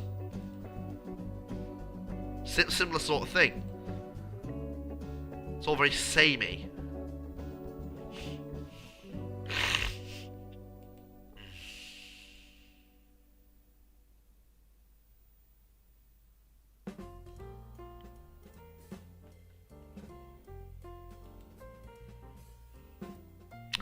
Well, the Kitakamis make you sense. see, Well, 50 torps on a ship is very sensible. Well, the Kitakamis make sense. It was actually a genius idea. These cruisers can't serve in the line of battle. They're a bit crap.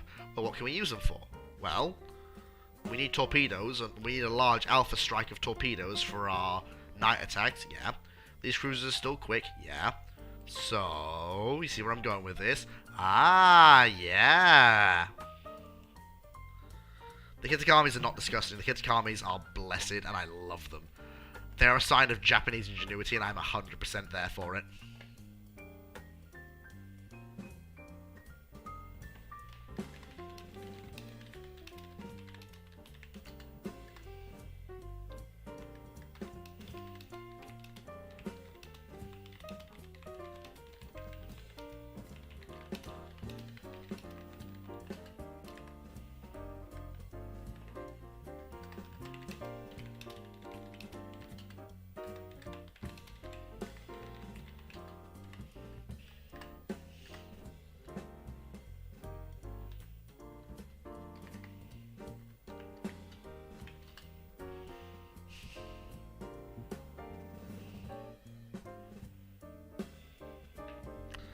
Oh, it's going up live right now. We're live on the interwebs, folks.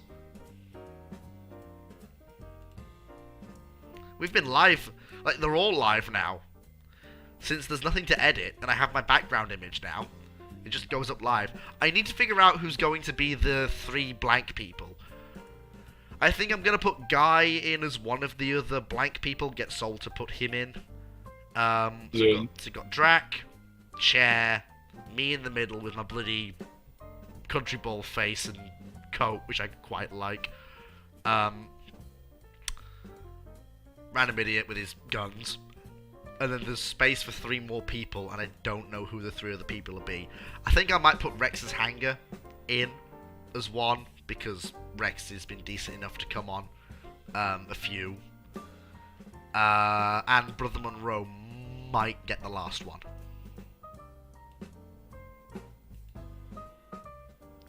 I don't think Dragon will, I'm going to be honest. It's down to who's a regular co-host, rather than who is a communication officer. So, Chair gets it because he's on regularly enough. Obviously, Random Idiot gets it because he's the regular co-host. Drac gets it because he's Drac and he's on the things regularly enough.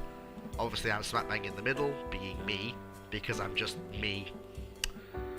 It's basically down to who is on regularly. It's not that you never get to be a co-host, it's just that there's never... Well, just stop poking holes in my carefully constructed plan to dominate the world.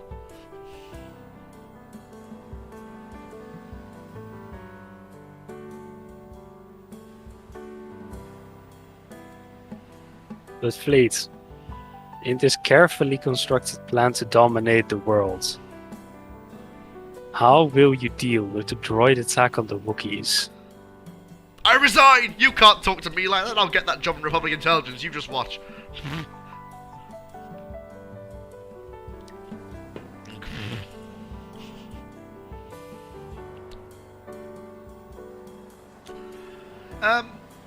Bull Reeves, I'm sticking to the historical build cycle. I don't need to change anything. I don't need to change anything. The plan to build 4 Iowas and 4 Montanas is perfectly fine.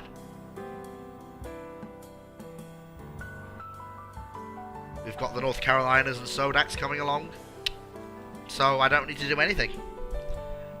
Just need to keep the build cycle going. That's all.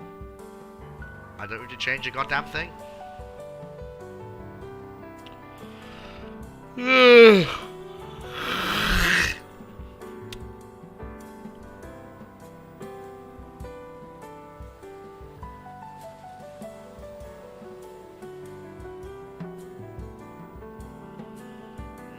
Dear.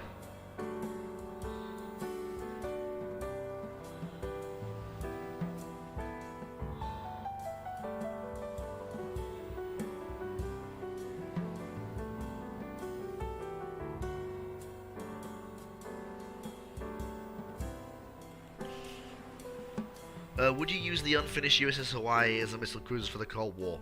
No. No, I would not. But why? Because there's no point. But why? They're expensive, overweight, and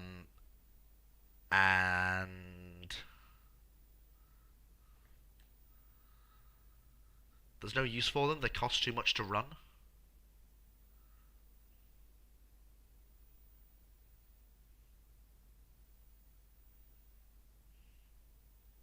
Understandable.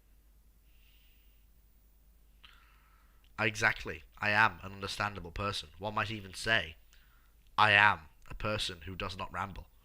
Except I do ramble, but I don't, but I do, but I don't, but I... Yeah, logic gates don't work, does not compute. Mayday, mayday, man overboard, fleet's going down, we got a Black Hawk down in the city. We got a 996 on the 451. We got a bit of the old 9 and 10. Yes, something of the old 456. What did you say? You weren't exactly understanding. You know, you got Black Hawk Down in the city. In Paradise City.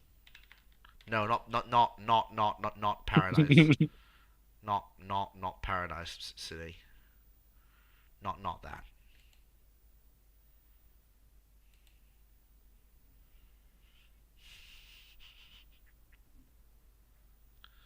If one of the Montanas was complete as Kentucky in 45, do you think they would have finished it? No.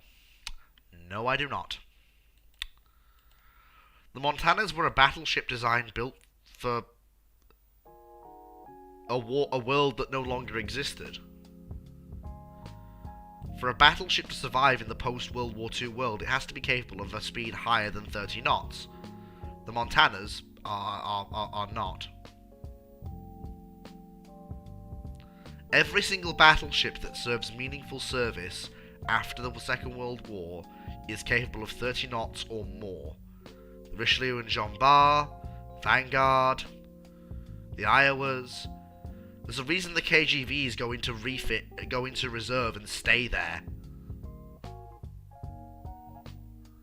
after the war, because the RN doesn't really like the fact that they can't do 30 knots.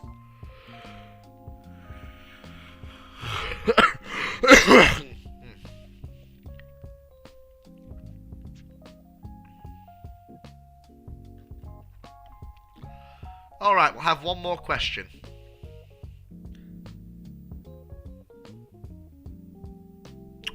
"30 knots is absolute standard." Yes, it is.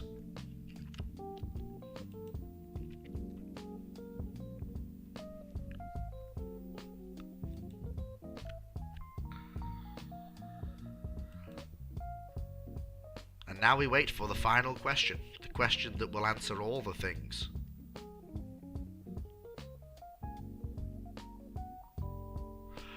No, 25 plus knots was the standard in 1936. Because you couldn't really get 30 on 35,000 tons with acceptable armor and protection. You could get 28, but not 30.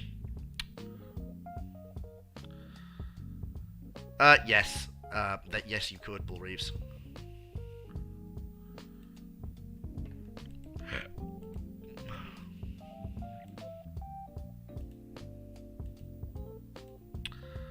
Has anyone else got any questions?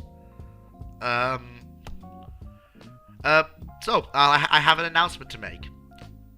All being well, for those of you in the UK who are attending Drax's little get-together and tour of Portsmouth Historic Dockyard on November the 4th, Fleet will be there, all being well.